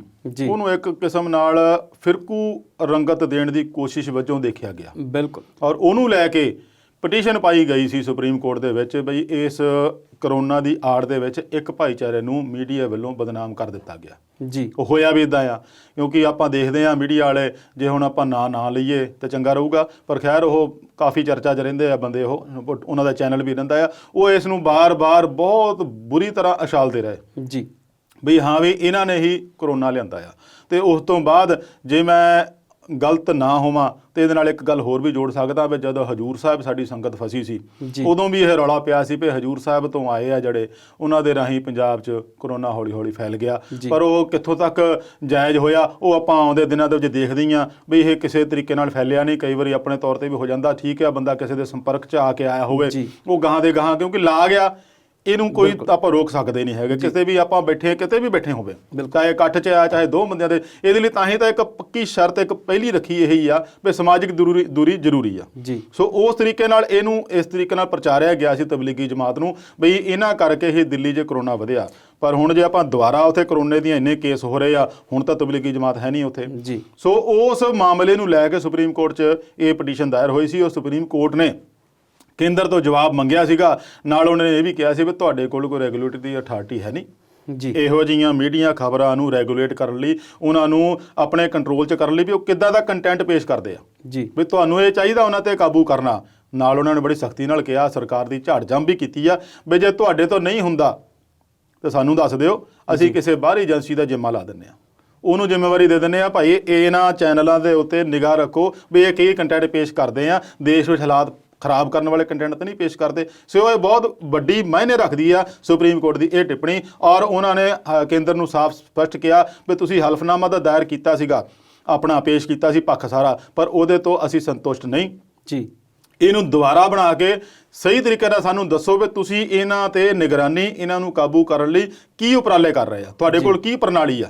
ਉਹ ਲਿਆ ਕੇ ਤਾਂ ਦੁਬਾਰਾ ਉਹਨੂੰ ਇੱਕ ਤਰੀਕ ਦਿੱਤੀ ਆ ਵੀ ਤੁਸੀਂ ਉਦੋਂ ਹਲਫਨਾਮਾ ਦੁਬਾਰਾ ਨਵਾਂ ਪੇਸ਼ ਕੀਤਾ ਜਾਵੇ। ਸੋ ਇਹ ਵਧੀਆ ਤਰੀਕਾ। ਪਹਿਲਾਂ ਤਾਂ ਉਹਨਾਂ ਨੇ ਸੋਸ਼ਲ ਮੀਡੀਆ ਤੇ ਕਾਬੂ ਕਰਨ ਲਈ ਸਰਕਾਰ ਨੇ ਕੰਮ ਕੀਤਾ ਵੀ ਜੋ ਨਾ ਸੋ ਬੰਦਾ ਪਾਈ ਦਿੰਦਾ ਹੁੰਦਾ। ਹੁਣ ਜਿਹੜਾ ਇਹ ਸੁਪਰੀਮ ਕੋਰਟ ਸਖਤ ਹੋਈ ਆ, ਮੈਨੂੰ ਲੱਗਦਾ ਵੀ ਆਉਂਦੇ ਸਮੇਂ ਦੇ ਵਿੱਚ ਜਿਹੜੇ ਆਪ ਮੁਹਾਰੇ ਚੈਨਲ ਆ, ਜਿਹੜੇ ਬਿਨਾਂ ਮਤਲਬ ਤੋਂ ਹੀ ਕਿਸੇ ਨੂੰ ਦੋਸ਼ੀ ਨਾ ਹੁੰਦਿਆਂ ਵੀ ਆਪ ਹੀ ਮੀਡੀਆ ਟਰਾਇਲ ਕਰ ਦਿੰਦੇ ਆ, ਉਹਦੇ ਤੇ ਕਿਤੇ ਨਾ ਕਿਤੇ ਲਗਾਮ ਲੱਗ ਸਕਦੀ ਹੈ ਜੀ। ਸ਼ੇਰਗਿੱਲ ਸਾਹਿਬ, ਤੁਸੀਂ ਇਸ ਬਾਰੇ ਦੱਸਿਆ ਤੇ ਅਸੀਂ ਇਸ ਗੱਲ ਕਈ ਵਾਰ ਇਹਨੂੰ ਮਹਿਸੂਸ ਕਰਦੇ ਹਾਂ ਕਿ ਮੀਡੀਆ ਦਾ ਕੁਝ ਖਾਸ ਹਿੱਸਾ ਜਿਹੜਾ ਆ ਉਹ ਕਿਸੇ ਗੱਲ ਨੂੰ ਕਿਸੇ ਹੋਰ ਹੀ ਤਰੀਕੇ ਨਾਲ ਪੇਸ਼ ਕਰ ਦਿੰਦੇ ਆ। ਜਿੱਦਾਂ ਇੱਕ ਬਿਮਾਰੀ ਨੂੰ ਕਿਸੇ ਖਾਸ ਜਮਾਤ ਨਾਲ ਜੋੜ ਦੇਣਾ ਜਾਂ ਕਿਸੇ ਖਾਸ ਜਾਤ ਨਾਲ ਜੋੜ ਦੇਣਾ, ਇਹੋ ਜਿਹੀਆਂ ਗੱਲਾਂ ਅਸੀਂ ਪਿਛਲੇ ਸਮੇਂ 'ਚ ਵੀ ਦੇਖੀਆਂ। ਬਿਲਕੁਲ ਜੀ, ਬਿਲਕੁਲ ਜੀ। ਸੁਪਰੀਮ ਕੋਰਟ ਦੀ ਟਿੱਪਣੀ ਤੋਂ ਬਾਅਦ ਅਸੀਂ ਅਗਲੇ ਸਵਾਲ ਵੱਲ ਆਈਏ ਤੇ ਪੰਜਾਬ ਦੇ ਇੱਕ ਵਿਧਾਇਕ ਤੇ ਬੜੇ ਗੰਭੀਰ ਦੋਸ਼ ਲੱਗੇ ਨੇ, ਉਹਨਾਂ ਵਿੱਚ ਕੀ ਸੱਚਾਈ ਹੈ ਤੇ ਕੀ ਗੱਲ ਆ ਉਹ? ਦੇਖੋ ਜੀ, ਲੋਕ ਇਨਸਾਫ ਪਾਰਟੀ ਦੇ ਪ੍ਰਧਾਨ ਸਿਮਰਜੀਤ ਸਿੰਘ ਬੈਂਸ, ਉਹਦੇ ਸੰਸਥਾਪਕ ਬਲਵਿੰਦਰ ਸਿੰਘ ਬੈਂਸ, ਦੋਵੇਂ ਭਰਾ ਆ, MLA ਆ। ਦੋਹਾਂ ਨੇ ਇਸ ਵੇਲੇ ਪੰਜਾਬ ਦੇ ਪਾਣੀਆਂ ਨੂੰ ਲੈ ਕੇ ਪੰਜਾਬ ਇਨਸਾਫ ਯਾਤਰਾ ਸ਼ੁਰੂ ਕੀਤੀ ਹੋਈ ਆ ਹਰੀਕੇ ਪੱਤਣ ਤੋਂ ਜੀ। 4 ਦਿਨਾਂ ਦੀ ਯਾਤਰਾ ਹੈ ਜਿਹੜੀ ਕਿ ਚੰਡੀਗੜ੍ਹ ਜਾ ਕੇ ਸਮਾਪਤ ਹੋਊਗੀ, ਵੱਖ-ਵੱਖ ਥਾਵਾਂ ਤੋਂ ਹੋ ਕੇ ਲੰਘ ਰਹੀ ਆ। ਉਸ ਸਮੇਂ ਦੌਰਾਨ ਲੁਧਿਆਣੇ ਦੀ ਉਹਨਾਂ ਦੇ ਹਲਕੇ ਦੀ ਹੀ ਇੱਕ ਵਿਧਵਾ ਔਰਤ ਵੱਲੋਂ ਬੜੇ ਗੰਭੀਰ ਦੋਸ਼ ਲਾਏ ਗਏ ਆ ਜੀ। ਉਹਨਾਂ ਨੇ ਤਾਂ ਇੱਥੋਂ ਤੱਕ ਕਹਿਤਾ ਪਏ ਜਬਰ ਜਨਾਹ ਮੇਰੇ ਨਾਲ ਕੀਤਾ। ਉਹ ਜਿਹੜਾ ਉਹਨਾਂ ਦਾ ਕਹਿਣ ਦਾ ਭਾਵ ਹੈ ਉਹ ਆ ਵੀ ਮੇਰਾ ਇੱਕ ਕਿਸੇ ਕੋਲੋਨਾਈਜ਼ਰ ਦੇ ਨਾਲ ਕੋਈ ਰੌਲਾ ਸੀਗਾ, ਪੈਸਿਆਂ ਦਾ ਲੈਣ ਦੇਣ ਸੀਗਾ, ਜਿਹਦੇ ਬਾਬਤ ਮੈਨੂੰ ਇਹਨਾਂ ਦਾ ਭਾਸ਼ਣ ਇੱਕ ਦਿਨ ਸੁਣਿਆ ਸਿਮਰਜੀਤ ਬੈਂਸ ਦਾ। ਖੈਰ ਇਹ ਉੱਥੋਂ ਦੇ ਲੋਕਾਂ ਦੀ ਮਦਦ ਬਹੁਤ ਕਰਦੇ ਆ, ਆਪਾਂ ਆਮ ਹੀ ਸੁਣੀਦਾ, ਕਿਉਂਕਿ ਐਵੇਂ ਨਹੀਂ ਲੋਕ ਉਹਨਾਂ ਨੂੰ ਇੰਨੇ ਵਾਰੀ ਜਿਤਾਉਂਦੇ ਆਏ ਆ। ਜਿੰਨੀ ਵਾਰੀ ਵੀ ਜਿੱਤੇ ਆ, ਆਜ਼ਾਦ ਵੀ ਜਿੱਤਦੇ ਆਏ ਆ, ਪਾਰਟੀ ਜਿਹੜੀ ਆਪਣੀ ਬਣਾਈ ਤਾਂ ਵੀ ਜਿੱਤੇ ਆ ਜੀ। ਤੇ ਉੱਥੇ ਕੋਈ ਹਲਕੇ 'ਚ ਉਹਨਾਂ ਦੀ ਸੇ ਹੋਊਗੀ ਤਾਂ ਹੀ ਲੋਕ ਵੋਟਾਂ ਪਾਉਂਦੇ। ਜੇ ਇਹੋ ਜਿਹੇ ਕੰਮ ਹੋਣ ਤਾਂ ਫਿਰ ਲੋਕ ਵੋਟਾਂ ਨਹੀਂ ਪਾਉਂਦੇ। ਉਹ ਆਪਾਂ ਵੀ ਦੇਖਦੇ ਹਾਂ, ਇੱਕ ਸਰਪੰਚ ਨੂੰ ਨਹੀਂ ਵੋਟਾਂ ਪੈਂਦੀਆਂ ਤਾਂ ਫਿਰ ਇਹ ਤਾਂ ਵਿਧਾਇਕ ਆ, ਵੱਡਾ ਹਲਕਾ ਹੁੰਦਾ। ਖੈਰ ਜਦੋਂ ਉਹਨਾਂ ਦੇ ਗੱਲ ਸੀਗੀ ਵੀ ਮੇਰਾ ਰੌਲਾ ਰੱਪਾ ਸੀ ਤਾਂ ਮੈਂ ਇਹਨਾਂ ਦਾ ਕਿਤੇ ਭਾਸ਼ਣ ਸੁਣਿਆ ਤਾਂ ਮੈਂ ਇਹਨਾਂ ਤੋਂ ਪ੍ਰਭਾਵਿਤ ਹੋਈ ਹਾਂ, ਤਾਂ ਇਹਨਾਂ ਨਾਲ ਮੈਂ ਰਾਬਤਾ ਕਾਇਮ ਕਰਕੇ ਆਪਣੀ ਸਮੱਸਿਆ ਜਾਂ ਆਪਣਾ ਰੌਲਾ ਨਿਬੇੜਨ ਦੀ ਗੱਲ ਚੱਲੀ ਆ ਜੀ। ਉਹਦੇ ਵਿੱਚ ਉਹਨਾਂ ਨੇ ਬੈਂਸ ਹੋਣਾ ਨੇ, ਸਿਮਰਜੀਤ ਬੈਂਸ ਨੇ ਉਸ ਔਰਤ ਨੂੰ ਵੀ ਬੁਲਾ ਲਿਆ, ਉਸ ਕੋਲੋਨਾਈਜ਼ਰ ਨੂੰ ਵੀ ਬੁਲਾ ਲਿਆ, ਤਾਂ ਇਹਨਾਂ ਦਾ ਮਸਲਾ ਜਿਹੜਾ ਲੈਣ ਦੇਣ ਦਾ, ਉਹ ਪੈਸੇ ਵਾਪਸ ਕਰਨ ਦੇ ਸੀਗੇ, ਉਹ ਕਰ ਲਏ ਜੀ। ਉਸ ਤੋਂ ਬਾਅਦ ਫਿਰ ਉਹਨਾਂ ਦੇ ਗੱਲ ਚੱਲੀ ਆ ਵੀ ਮੈਨੂੰ ਇਹਨਾਂ ਨੇ ਆਪਣੇ ਘਰ ਬੁਲਾਇਆ, ਮੈਂ ਆਪਣੇ ਗੁਆਂਢ 'ਚ ਇੱਕ ਰਹਿੰਦੀ ਔਰਤ ਸੀ ਉਹਦੇ ਘਰ ਲਗਾਏ, ਮੇਰੇ ਨਾਲ ਆਹ ਕੀਤਾ ਉਹ ਕੀਤਾ, ਜੋ ਵੀ ਹੈਗਾ ਜੀ। ਉਹਨਾਂ ਨੇ ਸ਼ਿਕਾਇਤ ਪੁਲਿਸ ਕੋਲ ਦਰਜ ਕੀਤੀ ਆ। ਖੈਰ ਉਹ ਪੁਲਿਸ ਜਿਹੜੇ ਉੱਥੇ ਪੁਲਿਸ ਕਮਿਸ਼ਨਰ ਰਕੇਸ਼ ਅਗਰਵਾਲ ਆ, ਉਹਨਾਂ ਨੇ ਇੱਕ ਸੀਨੀਅਰ ਲੇਡੀ IPS ਆਫੀਸਰ ਆ ਕਮਰਦੀਪ ਕੌਰ, ਉਹਨਾਂ ਨੂੰ ਇਹਦੀ ਜਾਂਚ ਸੌਂਪੀ ਆ। ਇਹ ਤਾਂ ਹੁਣ ਜਾਂਚ ਤੋਂ ਬਾਅਦ ਹੀ ਪਤਾ ਲੱਗੂਗਾ ਵੀ ਇਹਨਾਂ ਦੋਸ਼ਾਂ ਦੇ ਵਿੱਚ ਸੱਚਾਈ ਕੀ ਆ ਤੇ ਗਲਤ ਕੀ ਆ ਜੀ। ਇਸ ਦੇ ਨਾਲ ਜੇ ਆਪਾਂ ਦੂਜਾ ਪੱਖ ਦੇਖੀਏ ਤੇ ਬੈਂਸ ਹੋਣਾ ਨੇ ਵੀ ਬੜੇ ਠੋਕ ਕੇ ਕਿਹਾ ਬਈ ਇਹ ਮੇਰੇ ਖਿਲਾਫ ਸਿਆਸੀ ਸਾਜ਼ਿਸ਼ ਹੈ ਜੀ, ਕਿਉਂਕਿ ਮੈਂ ਹਮੇਸ਼ਾ ਸਰਕਾਰ ਦੇ ਖਿਲਾਫ ਆਵਾਜ਼ ਉਠਾਉਂਦਾ ਰਹਿੰਦਾ ਆ। ਹੁਣ ਵੀ ਜਿਹੜੀ ਮੈਂ ਗੱਲ ਕੀਤੀ ਉਹ ਇਨਸਾਫ ਯਾਤਰਾ ਇਸੇ ਕਰਕੇ ਆ ਵੀ ਜੇ ਪਾਣੀ ਜਿਹੜਾ ਸਟੇਟਾਂ ਨੂੰ ਜਾਂਦਾ ਆ ਉਹਦੀ ਰਿਐਲਿਟੀ ਲਓ। 16 ਲੱਖ ਕਰੋੜ ਦੀ ਗੱਲ ਕੀਤੀ ਹੈ ਰਾਜਸਥਾਨ ਦੀ ਉਹਨਾਂ ਨੇ ਜੀ, ਵੀ ਰਾਜਸਥਾਨ ਨੂੰ ਇੰਨਾ ਪਾਣੀ ਚੱਲ ਗਿਆ ਵੀ ਇੰਨੇ ਪੈਸੇ ਬਣਦੇ ਆ, ਜੇ ਆਪਾਂ ਉਹ ਲਈਏ ਤਾਂ ਸਾਡੀ ਤਾਂ ਇਕਨੋਮੀ ਇੱਕਦਮ ਉੱਪਰ ਚੱਲ ਜਾਣੀ ਆ। ਸੋ ਉਹਨਾਂ ਦੀ ਗੱਲ ਵੀ ਕਿਸੇ ਹੱਦ ਤੱਕ ਠੀਕ ਲੱਗਦੀ ਆ, ਪਰ ਇੰਨਾ ਪੈਸਾ ਲੈਣਾ ਜਾਇਜ਼ ਮੁਮਕਿਨ ਨਹੀਂ ਲੱਗਦਾ। ਪਤਾ ਨਹੀਂ ਸਟੇਟਾਂ ਦੇ ਨਾਲ ਕਿਵੇਂ ਦੇ ਸੰਬੰਧ ਹੁੰਦੇ ਇਹਨਾਂ ਦੇ, ਪਰ ਉਹ ਪਾਣੀ ਇਸ ਤਰੀਕੇ ਨਾਲ ਨਹੀਂ ਹੈਗਾ ਵੀ ਆਪਾਂ ਉਹਨਾਂ ਨੂੰ ਕੁਝ ਰਿਐਲਿਟੀ ਤੌਰ ਤੇ ਪਹਿਲਾਂ ਹੀ ਕਿਤੇ ਲਿਖਿਆ ਹੋਵੇ। ਸੋ ਉਹਨਾਂ ਨੇ ਕਿਹਾ ਵੀ ਜਦੋਂ ਆਪਾਂ ਪਾਣੀ ਦਿੰਨੇ ਕਿਸੇ ਸਟੇਟ ਨੂੰ, ਉਹਦਾ ਰਿਐਲਿਟੀ ਸਾਨੂੰ ਉਹਦਾ ਪੈਸਾ ਲੈਣਾ ਚਾਹੀਦਾ ਹੈ। ਇਸੇ ਮੁੱਦੇ ਨੂੰ ਲੈ ਕੇ ਇਨਸਾਫ ਯਾਤਰਾ ਉਹਨਾਂ ਨੇ ਸ਼ੁਰੂ ਕੀਤੀ ਹੋਈ ਆ, ਔਰ ਇਸੇ ਕਰਕੇ ਉਹਨਾਂ ਨੇ ਕਿਹਾ ਵੀ ਮੇਰੀ ਇਸ ਇਨਸਾਫ ਯਾਤਰਾ ਨੂੰ ਤਾਰਪੀਡੋ ਕਰਨ ਲਈ ਮੇਰੇ ਸਿਆਸੀ ਦੁਸ਼ਮਣਾਂ ਨੇ ਇਹ ਚਾਲ ਚੱਲੀ ਆ। ਪਰ ਆਉਂਦੇ ਦਿਨਾਂ ਦੇ ਵਿੱਚ ਨਾਲ ਇਹ ਵੀ ਉਹਨਾਂ ਨੇ ਕਹਿਤਾ ਵੀ ਇਹਦਾ ਜਿਹੜਾ ਸਾਰਾ ਸੱਚਾਈ ਆ ਉਹ ਸਾਹਮਣੇ ਆ ਜਾਵੇਗੀ। ਤੇ ਇਹ ਤਾਂ ਹੁਣ ਆਪਾਂ ਤਾਂ ਇਹਦੇ ਬਾਰੇ ਜੱਜ ਨਹੀਂ ਕਰ ਸਕਦੇ, ਕਿਉਂਕਿ ਹੁਣ ਜਦੋਂ ਪੁਲਿਸ ਕੋਲ ਸ਼ਿਕਾਇਤ ਗਈ ਆ, ਜਾਂਚ ਲਈ ਅਧਿਕਾਰੀ ਨਿਯੁਕਤ ਕੀਤਾ ਗਿਆ ਆ, ਉਹ ਜਾਂਚ ਦੌਰਾਨ ਕੀ ਕੁਝ ਨਿਕਲਦਾ ਆ ਇਹ ਤਾਂ ਆਉਣ ਵਾਲਾ ਸਮਾਂ ਦੱਸੂਗਾ ਕਿ ਕੌਣ ਸਹੀ ਆ ਤੇ ਕੌਣ ਗਲਤ ਹੈ ਜੀ। ਅਸੀਂ ਹੁਣੇ ਗੱਲ ਕਰ ਰਹੇ ਸੀ ਕਿ ਕੁਝ ਮੀਡੀਆ ਹਾਊਸ ਇਹੋ ਜਿਹੇ ਹੈਗੇ ਨੇ ਜਿਹੜੇ ਆਪੇ ਮੀਡੀਆ ਟ੍ਰਾਇਲ ਕਰ ਲੈਂਦੇ ਆ। ਬਿਲਕੁਲ ਜੀ, ਬਿਲਕੁਲ। ਅਸੀਂ ਇਹੋ ਜਿਹੀ ਕੋਈ ਗੱਲ ਨਹੀਂ ਕਰ ਸਕਦੇ। ਇਹ ਵੀ ਮੀਡੀਆ ਦੀ ਉਛਾਲੀ ਹੋਈ ਖਬਰ ਆ, ਉਹਦੇ ਤੋਂ ਚੱਕ ਕੇ ਪੂਰੀ ਤਰ੍ਹਾਂ ਫੈਲਾ ਦਿੱਤੀ, ਜਿਹਦੇ ਕਰਕੇ ਇਹ ਮਾਮਲਾ ਐਡੀ ਦੂਰ ਤੱਕ ਗਿਆ ਜੀ। ਅਸੀਂ ਇਹੋ ਜਿਹੀ ਕੋਈ ਗੱਲ ਨਹੀਂ ਕਰ ਸਕਦੇ, ਪਰ ਜੋ ਹੁਣ ਤੱਕ ਦੇ ਉਹਨਾਂ ਦੇ ਤਜਰਬੇ ਨੇ ਜਾਂ ਜਿਹੋ ਜਿਹੇ ਅਸੀਂ ਬੈਂਸ ਭਰਾਵਾਂ ਨੂੰ ਦੇਖਦੇ ਹਾਂ, ਉਹ ਹਮੇਸ਼ਾ ਕਿਸੇ ਨਾ ਕਿਸੇ ਗੱਲ ਲਈ ਚਰਚਾ 'ਚ ਰਹਿੰਦੇ ਨੇ। ਬਿਲਕੁਲ ਰਹਿੰਦੇ ਨੇ। ਆਪਾਂ ਕਹਿ ਵੀ ਨਹੀਂ ਸਕਦੇ, ਆਪਣਾ ਹੱਕ ਵੀ ਮੀਡੀਆ ਦਾ ਨਹੀਂ ਬਣਦਾ ਵੀ ਆਪਾਂ ਹੀ ਉਹਨੂੰ ਮੀਡੀਆ ਟ੍ਰਾਇਲ ਕਰਕੇ ਇੱਕ ਦੋਸ਼ੀ ਬਣਾ ਦਈਏ ਕਿਸੇ ਨੂੰ, ਉਹ ਗੱਲ ਜਾਇਜ਼ ਨਹੀਂ ਹੈਗੀ। ਆਪਾਂ ਨੂੰ ਚਾਹੀਦਾ ਉਹ ਕਾਨੂੰਨੀ ਪ੍ਰਕਿਰਿਆ 'ਚੋਂ ਲੰਘੇ ਜੀ। ਔਰ ਇਹ ਬੈਂਸ ਉਹਨਾਂ ਨੇ ਵੀ ਕਿਹਾ ਵੀ ਮੈਨੂੰ ਪੰਜਾਬ ਦੇ ਕਾਨੂੰਨ ਤੇ ਪੂਰਾ ਭਰੋਸਾ ਆ ਵੀ ਮੇਰੇ ਹੱਕ ਦੀ ਗੱਲ ਹੋਊਗੀ। ਸੋ ਆਪਾਂ ਉਹ ਕਾਨੂੰਨ ਦੇ ਉੱਤੇ ਸਿੱਟਣਾ ਚਾਹੀਦਾ, ਜੋ ਕਾਨੂੰਨ ਕਰੂਗਾ ਉਹੀ ਠੀਕ ਹੋਊਗਾ। ਆਪਾਂ ਆਪਣੇ ਆਪ ਨਹੀਂ ਕਿਸੇ ਨੂੰ ਸਹੀ ਜਾਂ ਗਲਤ ਠਹਿਰਾ ਸਕਦੇ ਆ। ਇਹ ਮੀਡੀਆ ਟ੍ਰਾਇਲ ਦੀ ਗੱਲ ਜੇ ਸੁਪਰੀਮ ਕੋਰਟ ਨੇ ਵੀ ਇਹਦੇ ਲਈ ਝਾੜ ਜੰਮ ਕੀਤੀ ਆ ਤਾਂ ਉਹ ਕਾਫੀ ਹੱਦ ਤੱਕ ਸਹੀ ਵੀ ਆ। ਬਿਲਕੁਲ ਜੀ ਸ਼ੇਰਗਿੱਲ ਸਾਹਿਬ, ਅਸੀਂ ਇਸ ਗੱਲ ਦੇ ਵਿੱਚ ਕਿਸੇ ਕਿਸਮ ਦਾ ਕੋਈ, ਸਾਡੇ ਲਈ ਇਹ ਸਿਰਫ ਇੱਕ ਖਬਰ ਆ ਕਿ ਕੀ ਹੋ ਰਿਹਾ ਤੇ ਉਹਦਾ ਅੱਗੇ ਕੀ ਹੋਵੇਗਾ ਉਹ ਕਾਨੂੰਨ ਹੀ ਜਾਣਦਾ। ਜਾਂ ਤੇ ਉਹਦੇ ਬਾਰੇ ਫਿਰ ਆਉਣ ਵਾਲੇ ਸਮੇਂ 'ਚ ਉਹਦੇ ਬਾਰੇ ਫਿਰ ਗੱਲਬਾਤ ਕਰਾਂਗੇ ਜੀ। ਬਿਲਕੁਲ। ਵਕਤ ਹੈ ਜੀ ਇੱਕ ਬ੍ਰੇਕ ਦਾ, ਮਿਲਦੇ ਆ ਇਸੇ ਪ੍ਰੋਗਰਾਮ ਵਿੱਚ ਇੱਕ ਬ੍ਰੇਕ ਤੋਂ ਬਾਅਦ।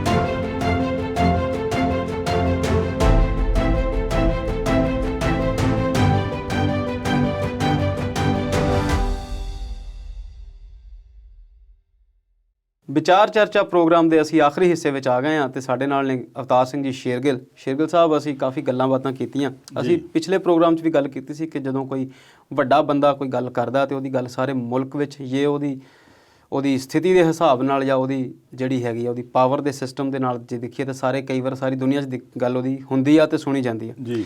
ਬਰਾਕ ਓਬਾਮਾ ਅਮਰੀਕਾ ਦੇ ਸਾਬਕਾ ਰਾਸ਼ਟਰਪਤੀ ਨੇ, ਉਹਨਾਂ ਨੇ ਇੱਕ ਕਿਤਾਬ ਲਿਖੀ ਆ, ਉਹਨਾਂ ਨੇ ਉਹਦੇ ਵਿੱਚ ਕਾਫੀ ਗੱਲਾਂ ਬਾਤਾਂ ਕੀਤੀਆਂ। ਕਿਤਾਬ ਹਾਲੇ ਰਿਲੀਜ਼ ਨਹੀਂ ਹੋਈ ਪਰ ਉਹਦੇ ਰਿਵਿਊ ਜਿਹੜੇ ਆਉਣੇ ਸ਼ੁਰੂ ਹੋ ਗਏ ਤੇ ਹੁਣ ਉਹਦੇ 'ਚ ਭਾਰਤ ਬਾਰੇ ਉਹਨਾਂ ਨੇ ਕਾਫੀ ਗੱਲਬਾਤ ਕੀਤੀ ਹੈ। ਪਹਿਲਾਂ ਵੀ ਆਪਾਂ ਗੱਲ ਕੀਤੀ ਸੀ ਤੇ ਹੁਣ ਕੁਝ ਨਵੇਂ ਪੇਜ ਹੋਰ ਕਿਸੇ ਨੇ ਪੜ੍ਹੇ ਤੇ ਉਹਦੇ ਰਿਵਿਊ ਹੋਏ ਨੇ। ਦੱਸੋ ਜੀ ਕੀ ਕਹਿੰਦੇ ਨੇ ਓਬਾਮਾ ਸਾਹਿਬ?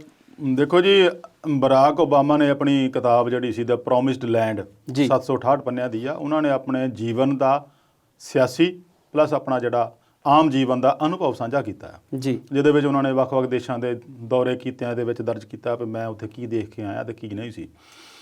ਪਹਿਲਾਂ ਆਪਾਂ ਰਾਹੁਲ ਦੀ ਗੱਲ ਕੀਤੀ ਸੀ ਕਿ ਰਾਹੁਲ ਨੂੰ ਉਹਨਾਂ ਨੇ ਕੀ ਕਿਹਾ ਸੀਗਾ। ਹੁਣ ਜਿਹੜੀ ਉਹਨਾਂ ਦੀ ਗੱਲ ਇੱਕ ਨਵੀਂ ਆਈ ਆ ਉਹ ਇਹ ਆ ਕਿ ਗਾਂਧੀ ਪਰਿਵਾਰ ਨੂੰ ਲੈ ਕੇ ਆ।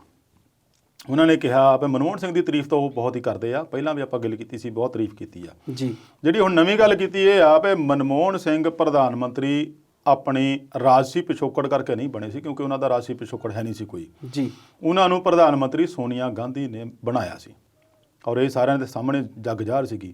ਪਰ ਜਿਹੜੀ ਲੁਕਵੀਂ ਗੱਲ ਹੁਣ ਸਾਹਮਣੇ ਉਹਨਾਂ ਨੇ ਲਿਆਂਦੀ ਆ ਉਹ ਇਹ ਆ ਬਈ ਮਨਮੋਹਨ ਸਿੰਘ ਤੋਂ ਆਪਣੇ ਪੁੱਤਰ ਰਾਹੁਲ ਗਾਂਧੀ ਨੂੰ ਸੋਨੀਆ ਨੂੰ ਕੋਈ ਖਤਰਾ ਲੱਗਦਾ ਨਹੀਂ ਸੀ ਜੀ। ਕਿਉਂਕਿ ਉਹ ਉਸ ਵੇਲੇ ਉਹਨੂੰ ਇੱਕ ਵੱਡੀ ਜ਼ਿੰਮੇਵਾਰੀ ਸੌਂਪਣ ਦੀ ਭੂਮਿਕਾ ਨਿਭਾਉਣ ਦੇ ਲਈ ਤਿਆਰ ਕਰ ਰਹੀ ਸੀਗੀ ਜੀ। ਕਿਉਂਕਿ ਉਦੋਂ ਉਹ 40 ਕੁ ਸਾਲ ਦੇ ਸੀਗੇ ਜਦੋਂ ਉਹਨਾਂ ਨੂੰ ਇਸ ਲਾਇਕ ਤਿਆਰ ਕਰ ਰਹੀ ਸੀ ਕਿ ਆਉਣ ਵਾਲੇ ਸਮੇਂ 'ਚ ਤੁਸੀਂ ਇੱਕ ਵੱਡੀ ਭੂਮਿਕਾ ਨਿਭਾਉਂਗੇ ਜਾਂ ਨਿਭਾਉਣੀ ਪੈਣੀ ਆ। ਉਹ ਉਹਨੂੰ ਉਸ ਤਰੀਕੇ ਨਾਲ ਤਿਆਰ ਕਰ ਲਈ ਵੀ ਜੇ ਉਹਦੇ ਮੁਕਾਬਲੇ ਕੋਈ ਹੋਰ ਪ੍ਰਧਾਨ ਮੰਤਰੀ ਇਸ ਮਨਮੋਹਨ ਸਿੰਘ ਤੋਂ ਇਲਾਵਾ ਬਣਦਾ, ਹੋ ਸਕਦਾ ਉਹਨੂੰ ਉਸ ਭੂਮਿਕਾ ਲਈ ਤਿਆਰ ਨਾ ਹੋਣ ਦਿੰਦਾ। ਤੇ ਮਨਮੋਹਨ ਸਿੰਘ ਤਾਂ ਆਪਾਂ ਦੇਖਦੇ ਹਾਂ ਵੀ ਕਦਾਰੋਂ ਦਾ ਕਿਵੇਂ ਸ਼ਰੀਫ ਵਿਅਕਤੀ, ਸ਼ਰੀਫ ਸ਼ਖਸੀਅਤ ਸੀ, ਸਾਰੀ ਦੁਨੀਆ 'ਚ ਉਹ ਸਰਾਹੁਣਯੋਗ ਸ਼ਖਸੀਅਤ ਸੀਗੇ ਜੀ। ਤੇ ਉਹਨਾਂ ਨੇ ਤਾਂ ਉਦੋਂ ਵੀ ਬਹੁਤ ਗੱਲਾਂ ਹੋਈਆਂ ਵੀ ਮੌਨ ਪ੍ਰਧਾਨ ਮੰਤਰੀ ਆ ਜੀ, ਸੋਨੀਆ ਦੇ ਇਸ਼ਾਰੇ 'ਤੇ ਚੱਲਦਾ। ਖੈਰ ਜਦੋਂ ਉਹਨੇ ਪ੍ਰਧਾਨ ਮੰਤਰੀ ਬਣਨ ਦੇ ਟਾਈਮ ਉਹ ਖੁਦ ਨਹੀਂ ਬਣੀ, ਮਨਮੋਹਨ ਸਿੰਘ ਨੂੰ ਬਣਾਤਾ ਤਾਂ ਫਿਰ ਉਹਦੇ ਇਸ਼ਾਰੇ 'ਤੇ ਹੀ ਚੱਲਣਾ ਸੀ ਉਹਨੇ। ਸੋ ਇਹ ਦੋ ਗੱਲਾਂ ਜਿਹੜੀਆਂ ਨਵੀਆਂ ਸਾਹਮਣੇ ਆਈਆਂ। ਇੱਕ ਹੋਰ ਗੱਲ ਜਿਹੜੀ ਵੱਡੀ ਉਹਨਾਂ ਨੇ ਦੱਸੀ ਆ ਉਹ ਇਹ ਆ ਕਿ ਜਦੋਂ ਉਹਨਾਂ ਨੇ ਪਾਕਿਸਤਾਨ ਦੇ ਵਿੱਚ ਉਸਾਮਾ ਬਿਨ ਲਾਦੇਨ ਨੂੰ ਮਾਰਿਆ, ਉਹਦੀ ਗੱਲ ਉਹਨਾਂ ਨੇ ਬੜੀ ਇੱਕ ਸੀਕਰੇਟ ਕਹਿ ਦਈਏ ਵੀ ਉਜਾਗਰ ਕੀਤੀ ਆ ਵੀ ਉਹ ਬਹੁਤ ਹੀ ਚੁਣੌਤੀਪੂਰਨ ਸੀਗਾ ਜੀ। ਉਹ ਕਹਿੰਦੇ ਆ ਵੀ ਸਾਨੂੰ ਕੁਛ ਕੁ ਚੁਣਿੰਦੇ ਬੰਦਿਆਂ ਨੂੰ ਹੀ ਪਤਾ ਸੀ ਉਸ ਆਪਰੇਸ਼ਨ ਬਾਰੇ ਜੀ। ਤੇ ਜੇ ਕਹਿੰਦਾ ਵੀ 1% ਦੀ ਵੀ ਭਿਣਕ ਲੱਗ ਜਾਂਦੀ ਤਾਂ ਮੈਨੂੰ ਪਤਾ ਸੀ, ਕਹਿੰਦੇ ਵੀ ਪਾਕਿਸਤਾਨ ਦੀ ਫੌਜ ਪਲੱਸ ਪਾਕਿਸਤਾਨ ਦੀ ਜਿਹੜੀ ISI ਆ ਉਹਨਾਂ ਦੇ ਵਿੱਚ ਕਈ ਅਜਿਹੇ ਤੱਤ ਸੀਗੇ ਜਿਹੜੇ ਤਾਲਿਬਾਨ ਦੇ ਨਾਲ ਅਲ-ਕਾਇਦਾ ਦੇ ਨਾਲ ਸੰਬੰਧ ਰੱਖਦੇ ਸੀ, ਇੱਥੋਂ ਤੱਕ ਕਿ ਉਹ ਲਦੇਨ ਨਾਲ ਵੀ ਉਹਨਾਂ ਦਾ ਸੰਬੰਧ ਸੀ।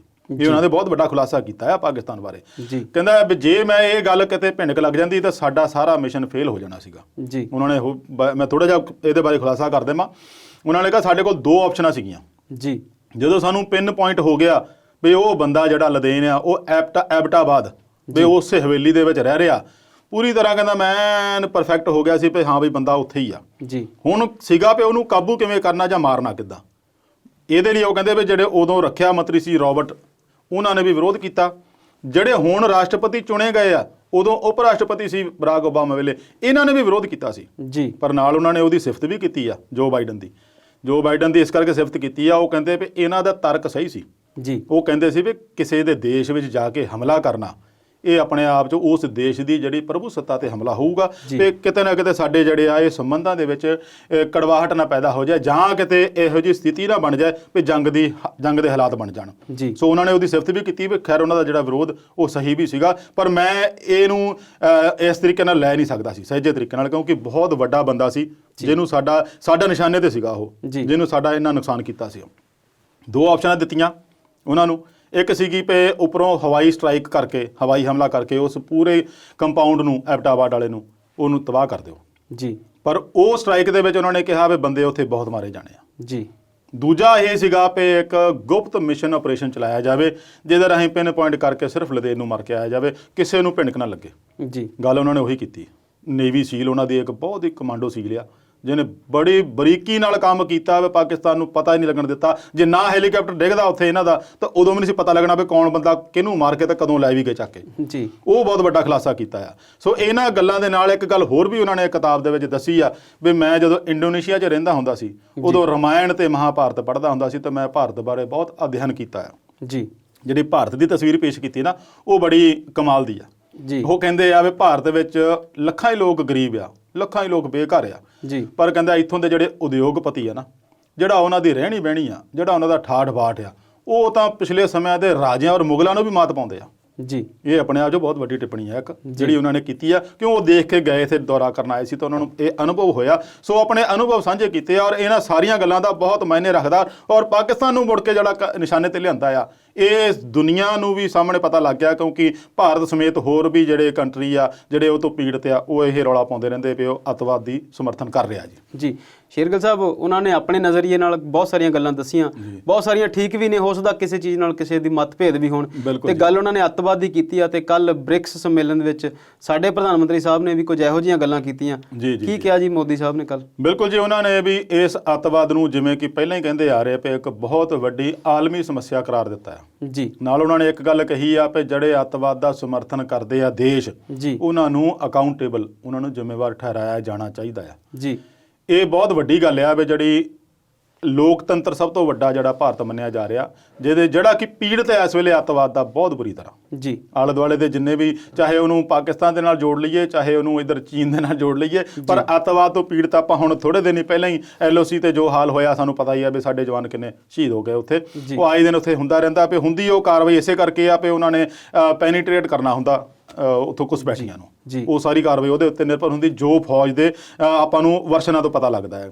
ਸੋ ਇਹ ਗੱਲ ਜਿਹੜੀ ਅੱਤਵਾਦੀ ਕਹਿ ਰਹੇ ਆ ਪ੍ਰਧਾਨ ਮੰਤਰੀ ਹੁਣੀ, ਇਹ ਵਰਲਡ ਲੈਵਲ ਤੇ ਇਸ ਤਰੀਕੇ ਨਾਲ ਕਹਿਣੀ ਆਮ ਕਰਕੇ ਉਹ ਸੰਯੁਕਤ ਰਾਸ਼ਟਰ 'ਚ ਭਾਸ਼ਣ ਦਿੰਦੇ ਹੁੰਦੇ ਉਦੋਂ ਵੀ ਇਸ ਗੱਲ ਨੂੰ ਕਰਦੇ ਆ ਔਰ ਉਹ ਗੁਆਂਢੀ ਮੁਲਕ ਪਾਕਿਸਤਾਨ ਨੂੰ ਕਈ ਵਾਰ ਉਹ ਨਸ਼ਰ ਵੀ ਕਰ ਚੁੱਕੇ ਆ ਦੁਨੀਆ ਸਾਹਮਣੇ। ਕੱਲ੍ਹ ਬੇਸ਼ੱਕ ਉਹਨਾਂ ਨੇ ਨਾਂ ਨਹੀਂ ਲਿਆ ਪਰ ਉਹਨਾਂ ਨੇ ਸਾਫ਼ ਕਿਹਾ ਕਿ ਜਿਹੜੇ ਵੀ ਦੇਸ਼ ਇਹਨਾਂ ਦਾ ਸਮਰਥਨ ਕਰ ਰਹੇ ਆ ਉਹਨਾਂ ਨੂੰ ਪੂਰੀ ਤਰ੍ਹਾਂ ਜਵਾਬਦੇਹ ਬਣਾਉਣਾ ਪਊਗਾ, ਤਾਂ ਹੀ ਇਹ ਅੱਤਵਾਦੀ ਸਮੱਸਿਆ ਨਾਲ ਨਜਿੱਠਿਆ ਜਾ ਸਕਦਾ ਆ। ਔਰ ਮੈਨੂੰ ਇਹ ਵੀ ਪਤਾ ਲੱਗਾ ਵੀ ਇਸ ਮਾਮਲੇ 'ਚ ਚੀਨ ਦੇ ਜਿਹੜੇ ਰਾਸ਼ਟਰਪਤੀ ਆ ਸ਼ੀ ਜਿਨਪਿੰਗ ਆ, ਉਹਨਾਂ ਨੇ ਵੀ ਇਹਨਾਂ ਦੀ ਪ੍ਰੋੜਤਾ ਕੀਤੀ ਆ, ਆਪਣਾ ਸਮਰਥਨ ਦੇਣ ਦੀ ਗੱਲ ਕਹੀ ਆ ਇਸ ਮਾਮਲੇ 'ਚ ਜੀ। ਸ਼ੇਰਗਿੱਲ ਸਾਹਿਬ, ਇਹ ਤਾਂ ਸੀ ਮੋਦੀ ਸਾਹਿਬ ਦੀ ਗੱਲ, ਤੇ ਕੱਲ ਅਮਿਤ ਸ਼ਾਹ ਜੀ ਨੇ ਸ਼੍ਰੀਨਗਰ ਬਾਰੇ ਵੀ ਕੁਝ ਟਿੱਪਣੀਆਂ ਕੀਤੀਆਂ ਜੀ। ਜੀ ਦੇਖੋ, ਸ਼੍ਰੀਨਗਰ ਦੇ ਵਿੱਚ ਜੰਮੂ ਕਸ਼ਮੀਰ 'ਚ ਗੁਪਕਾਰ ਅਲਾਇੰਸ ਬਣਾਇਆ ਇਹਨਾਂ ਨੇ, ਫਾਰੂਕ ਅਬਦੁੱਲਾ, ਉਮਰ ਅਬਦੁੱਲਾ, PDP ਆਗੂ ਜਿਹੜੀ ਮਹਿਬੂਬਾ ਮੁਫਤੀ ਹੋਣਾ ਨੇ ਆ, ਜਿਹਦੇ ਵਿੱਚ ਉਹਨਾਂ ਨੇ ਕਿਹਾ ਵੀ ਜੋ 370 ਇਹਨਾਂ ਨੇ ਖਤਮ ਕੀਤੀ ਆ ਉਹ ਬਹਾਲ ਕਰਕੇ ਸਾਹ ਲਵਾਂਗੇ। ਪਿੱਛੇ ਜੇ ਉਹਨਾਂ ਨੇ ਤਿਰੰਗੇ ਨੂੰ ਲੈ ਕੇ ਵੀ ਬਿਆਨ ਬੁੰਦ ਦਿੱਤੇ ਆ ਕਾਫੀ ਕੁਝ, ਪਰ ਫਿਰ ਬਾਅਦ 'ਚ ਉਹਨਾਂ ਨੇ ਮੋੜ ਲਏ ਸੀਗੇ। ਪਰ ਹੁਣ ਜਿਹੜਾ ਇਹ ਅਮਿਤ ਸ਼ਾਹ ਨੇ ਕੱਲ ਟਵੀਟ ਕੀਤਾ ਸੀ, ਉਹਦੇ 'ਚ ਕਿਉਂ ਕੀਤਾ ਸੀ ਟਵੀਟ, ਕਿਉਂਕਿ ਉਹਦੇ 'ਚ ਕਾਂਗਰਸ ਵੀ ਸ਼ਾਮਲ ਹੋਣ ਜਾ ਰਹੀ ਆ ਉਸ ਗੁਪਕਾਰ ਅਲਾਇੰਸ ਦੇ ਵਿੱਚ ਜੀ। ਤਾਂ ਅਮਿਤ ਸ਼ਾਹ ਨੇ ਉਸ ਗੁਪਕਾਰ ਅਲਾਇੰਸ ਨੂੰ ਗੁਪਕਾਰ ਗੈਂਗ ਦਾ ਨਾਂ ਦੇ ਦਿੱਤਾ ਜੀ, ਜਿਹਦੇ ਉੱਤੇ ਟਿੱਪਣੀ ਮਹਿਬੂਬਾ ਮੁਫਤੀ ਨੇ ਤੁਰੰਤ ਕਹਿਤੀ ਆ ਕਿ ਕੀ ਗੱਲ ਹੁਣ ਜਦੋਂ ਸਿਆਸਤ ਵਿੱਚ ਗੱਠਜੋੜ ਬਣਾਉਣਾ ਵੀ ਇੱਕ ਦੇਸ਼ ਵਿਰੋਧੀ ਕਾਰਵਾਈ ਹੋ ਗਈ ਆ ਜੀ। ਇਹ ਤਾਂ ਲੋਕਤੰਤਰ ਤਰੀਕਾ ਹੈ ਨਾ ਵੀ ਜੇ ਕਿਸੇ ਦਾ ਗੱਠਜੋੜ ਬਣਾਉਂਦਾ ਆ ਜਾਂ ਕਿਸੇ ਨੂੰ ਟੱਕਰ ਦੇਣ ਲਈ ਸਿਆਸੀ ਤੌਰ ਤੇ ਉਹਦੇ ਖਿਲਾਫ ਚੋਣਾਂ ਲੜਨ ਲਈ ਕੋਈ ਇਹੋ ਜਿਹਾ ਗੱਠਜੋੜ ਬਣਾਉਂਦਾ ਆ, ਉਹ ਤਾਂ ਲੋਕਤੰਤਰ ਤਾਂ ਹੈ ਹੀ ਆ, ਰਵਾਇਤ ਹੀ ਆਪਣੇ ਪਰੰਪਰਾ ਹਰੇਕ ਸਟੇਟ 'ਚ ਹਰੇਕ ਥਾਂ ਤੇ ਬਣ ਰਹੀ ਆ। ਕਿਤੇ ਨਾ ਕਿਤੇ ਜਿਹਦੇ ਕੋਈ ਹਮਖਿਆਲੀ ਪਾਰਟੀਆਂ ਹੁੰਦੀਆਂ, ਜਿਹਦੇ ਕੋਈ ਵਿਚਾਰ ਰਲਦੇ ਆ, ਉਹ ਗੱਠਜੋੜ ਬਣਾ ਲੈਂਦੇ ਆ। ਹੁਣ ਉੱਥੇ ਜੇ ਗੱਠਜੋੜ ਬਣਾਇਆ ਆ, ਉਹਨੂੰ ਗ੍ਰਹਿ ਮੰਤਰੀ ਵੱਲੋਂ ਗੁਪਕਾਰ ਗੈਂਗ ਕਹਿਣਾ, ਉਹਨੂੰ ਲੈ ਕੇ ਉਹਨਾਂ ਨੂੰ ਕਾਫੀ ਮਹਿਸੂਸ ਹੋਇਆ ਵੀ ਸਾਨੂੰ ਇਹ ਗੈਂਗ ਦਾ ਨਾਂ ਦਿੱਤਾ ਗਿਆ। ਇਸ ਕਰਕੇ ਇਸ ਟਿੱਪਣੀ ਨੂੰ ਆਪਾਂ ਦੇਖੀਏ ਤਾਂ ਉਹਨੂੰ ਪੁੱਛਿਆ ਗਿਆ ਕਾਂਗਰਸ ਨੂੰ ਜੀ। ਅਮਿਤ ਸ਼ਾਹ ਨੇ ਇਸ ਨੂੰ ਗੈਂਗ ਕਹਿ ਕੇ ਕਾਂਗਰਸ ਨੂੰ ਪੁੱਛਿਆ ਵੀ ਤੁਸੀਂ ਸਥਿਤੀ ਸਪਸ਼ਟ ਕਰੋ ਵੀ ਤੁਸੀਂ ਵੀ ਗੁਪਕਾਰ ਗੈਂਗ ਦੇ ਵਿੱਚ ਆ ਜੀ। ਵੀ ਜੇ ਗੈਂਗ ਦੇ ਵਿੱਚ ਆ ਤੁਸੀਂ ਆਪਣੀ ਸਥਿਤੀ ਸਪਸ਼ਟ ਕਰੋ, ਤੁਸੀਂ ਜੰਮੂ ਕਸ਼ਮੀਰ ਨੂੰ ਲੈ ਕੇ ਕੀ ਵਿਚਾਰ ਰੱਖਦੇ ਆ ਜੀ। ਕਿਉਂਕਿ ਸ਼ੁਰੂ ਤੋਂ ਆਪਾਂ ਦੇਖੀਏ ਤਾਂ ਉਹ ਮਸਲਾ ਹਜੇ ਤੱਕ ਹੱਲ ਨਹੀਂ ਹੋ ਰਿਹਾ, ਬਹੁਤ ਪੇਚੀਦਾ ਬਣਿਆ ਹੋਇਆ ਆ। ਕਾਫੀ ਹੱਦ ਤੱਕ ਕੋਸ਼ਿਸ਼ ਕੀਤੀ ਆ ਸਾਡੇ ਪ੍ਰਧਾਨ ਮੰਤਰੀ ਸਾਹਿਬ ਨੇ, 370 ਵੀ ਹਟਾਈ ਆ, ਤੇ ਉੱਥੇ ਆਏ ਦਿਨ ਘਟਨਾਵਾਂ ਇਹੋ ਜਿਹੀਆਂ ਹੁੰਦੀਆਂ ਰਹਿੰਦੀਆਂ, ਉਹਨੂੰ UT ਸਟੇਟ ਵੀ ਬਣਾ ਦਿੱਤਾ ਆ ਜੀ। ਪਰ ਫਿਰ ਵੀ ਜਦੋਂ ਹੁਣ ਇਹਨਾਂ ਆਗੂਆਂ ਨੂੰ 14 ਮਹੀਨੇ 15 ਮਹੀਨੇ 2 ਸਾਲ ਤੱਕ ਨਜ਼ਰਬੰਦ ਰੱਖਿਆ ਗਿਆ, ਬਾਅਦ 'ਚ ਆ ਕੇ ਉਹਨਾਂ ਨੇ ਫਿਰ ਉਹ ਗੁਪਕਾਰ ਅਲਾਇੰਸ ਬਣਾ ਕੇ ਕੇਂਦਰ ਦੇ ਖਿਲਾਫ ਇੱਕ ਮੋਰਚਾ ਖੋਲ੍ਹ ਦਿੱਤਾ ਆ, ਉਹਨੂੰ ਲੈ ਕੇ ਅਮਿਤ ਸ਼ਾਹ ਦੀ ਟਿੱਪਣੀ ਆਈ ਹੈ ਜੀ। ਇਹ ਅਮਿਤ ਸ਼ਾਹ ਦੀ ਟਿੱਪਣੀ ਐਜ਼ ਏ ਗ੍ਰਹਿ ਮੰਤਰੀ ਆਈ ਆ, ਪਰ ਅਸੀਂ ਬਹੁਤ ਵਾਰ ਦੇਖਦੇ ਰਹੇ ਹਾਂ ਕਿ ਬੀਜੇਪੀ ਇੱਕ ਖਾਸ ਤਰ੍ਹਾਂ ਦੀ ਸਟ੍ਰੈਟਜੀ ਤੇ ਕੰਮ ਕਰਦੀ ਹੈ ਜੀ ਬਿਲਕੁਲ, ਜਿਹਦੇ ਵਿੱਚ ਉਹ ਹਮੇਸ਼ਾ ਇਸ ਗੱਲ ਤੇ ਰੱਖਦੇ ਆ ਕਿ ਜਦੋਂ ਕੋਈ ਉਹਨਾਂ ਦਾ ਵਿਰੋਧ ਕਰਦਾ, ਜਦੋਂ ਕੋਈ ਸਵਾਲ ਪੁੱਛਦਾ ਤੇ ਉਹਨੂੰ ਦੇਸ਼ ਵਿਰੋਧੀ ਜਾਂ ਰਾਸ਼ਟਰ ਵਿਰੋਧੀ, ਜਾਂ ਹੁਣ ਉਹਨਾਂ ਨੇ ਨਵੀਂ ਭਾਸ਼ਾ ਵਰਤੀ ਆ ਕਿ ਇਹ ਗੈਂਗ ਆ। ਜੀ ਜੀ ਜੀ ਹਾਂ ਬਿਲਕੁਲ, ਜੇ ਉਹਨਾਂ ਦਾ ਇਹ ਤਰੀਕਾ ਹੈ ਜੀ ਚੋਣ ਲੜਨ ਦਾ, ਕਹਿ ਦਈਏ ਰਣਨੀਤੀ ਆ ਉਹਨਾਂ ਦੀ ਇਹ, ਬਈ ਜਦੋਂ ਕੋਈ ਆਪ ਗੱਠਜੋੜ ਚਾਹੇ ਕਿਸੇ ਵੀ ਪਾਰਟੀ ਨਾਲ, ਹੁਣ ਜੇ ਉਹ ਕਿਤੇ ਵੀ ਦੇਖੀਏ ਚਾਹੇ ਉਹਨਾਂ ਦਾ ਅਪਰਾਧਿਕ ਪਿਛੋਕੜ ਬਹੁਤ ਆ, ਫਿਰ ਵੀ ਉਹਨਾਂ ਨਾਲ ਗੱਠਜੋੜ ਕਰਕੇ ਉਹ ਆਮ ਕਹਿ ਦਿੰਦੇ ਨਾ ਬਈ ਯਾਰ ਇਹ ਬੰਦਾ ਅਪਰਾਧੀ ਕਿਸਮ ਦਾ ਆ ਜੀ, ਜਦੋਂ ਕਿਸੇ ਖਾਸ ਪਾਰਟੀ 'ਚ ਚਲੇ ਗਿਆ ਉਹ ਸਾਧੂ ਬਣ ਗਿਆ, ਫਿਰ ਠੀਕ ਹੋ ਜਾਂਦਾ। ਉਹਨੂੰ ਲੈ ਕੇ ਆਪਾਂ ਦੇਖਿਆ ਜਾਵੇ ਤਾਂ ਇਹ ਟਿੱਪਣੀ ਉਹਨਾਂ ਦੀ ਜਿਹੜੀ ਆ ਗ੍ਰਹਿ ਮੰਤਰੀ ਦੇ ਤੌਰ ਤੇ ਆਪਾਂ ਇਹਨੂੰ ਕਹਿ ਵੀ ਸਕਦੇ ਆ ਵੀ ਠੀਕ ਨਹੀਂ ਲੱਗਦੀ ਆ। ਖੈਰ ਜਦੋਂ ਉਹਨਾਂ ਨੇ ਗੱਠਜੋੜ ਬਣਾਇਆ ਆ, ਉਹ ਸਿਆਸੀ ਗੱਠਜੋੜ ਆ, ਨਾ ਕਿ ਤੁਹਾਡੇ ਸਟੇਟ ਦੇ ਵਿੱਚ ਉਹਨਾਂ ਨੂੰ ਕੁਝ ਹੋਰ ਕਰਨ ਲਈ ਆ, ਸਿਆਸੀ ਗੱਠਜੋੜ ਆ। ਠੀਕ ਆ, ਉਹਨਾਂ ਨੂੰ ਲੱਗਦਾ ਵੀ ਸਾਡੇ ਲਈ 370 ਇਹ ਗਲਤ ਕੀਤੀ ਆ। ਉਹਨਾਂ ਦੀ ਵੀ ਜਿਹੜੀ ਪਾਰਟੀ ਆ ਨਾ, ਜਿਹੜੀ ਫਾਰੂਕ ਅਬਦੁੱਲਾ ਤੇ ਮਹਿਬੂਬਾ ਵਾਲੇ, ਉਹਨਾਂ ਦਾ ਵੀ ਆਧਾਰ ਜਿਹੜਾ ਉਹ 370 ਤੇ ਟਿਕਿਆ ਸੀ, ਵਿਸ਼ੇਸ਼ ਦਰਜੇ ਵਾਲਾ। ਹੁਣ ਜਦੋਂ ਖਤਮ ਹੋ ਗਿਆ ਤਾਂ ਵੀ ਉੱਥੇ ਇੱਕ ਝੰਡਾ ਵੀ ਵੱਖਰਾ ਸੀਗਾ। ਮੈਂ ਪਹਿਲਾਂ ਵੀ ਗੱਲ ਕਰ ਚੁੱਕੇ ਹਾਂ, ਜਦੋਂ ਸਟੇਟ ਭਾਰਤ ਦਾ ਹਿੱਸਾ ਆ, ਸਾਰਾ ਕੁਝ ਉੱਥੇ ਭਾਰਤ ਦਾ ਚੱਲ ਰਿਹਾ, ਪੈਸਾ ਗ੍ਰਾਂਟ ਕੇਂਦਰ ਸਰਕਾਰ ਦੀ ਜਾ ਰਹੀ ਆ, ਤਾਂ ਉੱਥੇ ਵਿੱਚ ਝੰਡਾ ਔਰ ਵੱਖਰਾ ਸੰਵਿਧਾਨ ਕਿਉਂ ਹੋਣਾ ਚਾਹੀਦਾ, ਉਹਨੂੰ ਨਾਲ ਰਲਾਉਣਾ ਚਾਹੀਦਾ। ਸੋ ਪ੍ਰਧਾਨ ਮੰਤਰੀ ਨੇ ਇਹ ਕੋਸ਼ਿਸ਼ ਵਧੀਆ ਕੀਤੀ ਸੀਗੀ, ਇਹਨੂੰ ਲੈ ਕੇ ਹੁਣ ਉਹਨਾਂ ਨੇ ਇੱਕ ਮੋਰਚਾ ਖੋਲ੍ਹਿਆ ਹੋਇਆ ਜੀ। ਉਹ ਸਟ੍ਰੈਟੇਜਿਕ ਗੱਲਾਂ ਸੀਗੀਆਂ ਜਾਂ ਸਟੇਟ ਦੀਆਂ ਤੇ ਸੈਂਟਰ ਨਾਲ ਗੱਲਬਾਤ ਸੀਗੀ, ਉੱਥੇ ਕੁਝ ਚੀਜ਼ਾਂ ਨਹੀਂ ਸਾਨੂੰ ਲੱਗਦੀਆਂ ਸੀ ਠੀਕ ਆ, ਉਹਨਾਂ ਨੂੰ ਲੱਗਦੀਆਂ ਸੀ ਠੀਕ ਆ, ਪਰ ਉਹਦੇ ਵਿੱਚ ਆਮ ਲੋਕਾਂ ਦੀ ਜਿਹੜੀ ਜ਼ਿੰਦਗੀ ਆ ਉਹ ਆਮ ਤਰੀਕੇ ਨਾਲ ਚੱਲਣੀ ਚਾਹੀਦੀ ਹੈ। ਬਿਲਕੁਲ ਚੱਲਣੀ ਚਾਹੀਦੀ। ਸਾਡੀ ਇਹੀ ਇੱਛਾ ਆ ਕਿ ਜੰਮੂ ਕਸ਼ਮੀਰ ਦੇ ਲੋਕ ਵੀ ਭਾਰਤ ਦੇ ਬਾਕੀ ਸੂਬਿਆਂ ਵਾਂਗ ਸੋਹਣੀ ਜ਼ਿੰਦਗੀ ਬਤੀਤ ਕਰਨ, ਬਹੁਤ ਲੰਬਾ ਸਮਾਂ ਕਰਫਿਊ 'ਚ ਜਾਂ ਹੋਰ ਚੀਜ਼ਾਂ 'ਚ ਨਾ ਰਹਿਣ, ਤੇ ਆਤੰਕਵਾਦ ਜਿਹੜਾ ਉਹ ਖਤਮ ਹੋਵੇ। ਸਾਰੇ ਮੁਲਕ ਦੇ ਚੰਗੇ ਲਈ ਦੁਆ ਕਰਦੇ ਹੋਏ ਅਸੀਂ ਅੱਜ ਦੇ ਪ੍ਰੋਗਰਾਮ ਤੋਂ ਵਿਦਾ ਲਈਏ ਜੀ। ਬਿਲਕੁਲ, ਮਿਲਦੇ ਹਾਂ ਜੀ ਅਗਲੇ ਵਾਰ ਅਗਲਾ ਪ੍ਰੋਗਰਾਮ ਲੈ ਕੇ, ਕੁਝ ਹੋਰ ਵਿਚਾਰਾਂ ਤੇ ਚਰਚਾ ਕਰਾਂਗੇ। ਤਦ ਤੱਕ ਲਈ ਧੰਨਵਾਦ।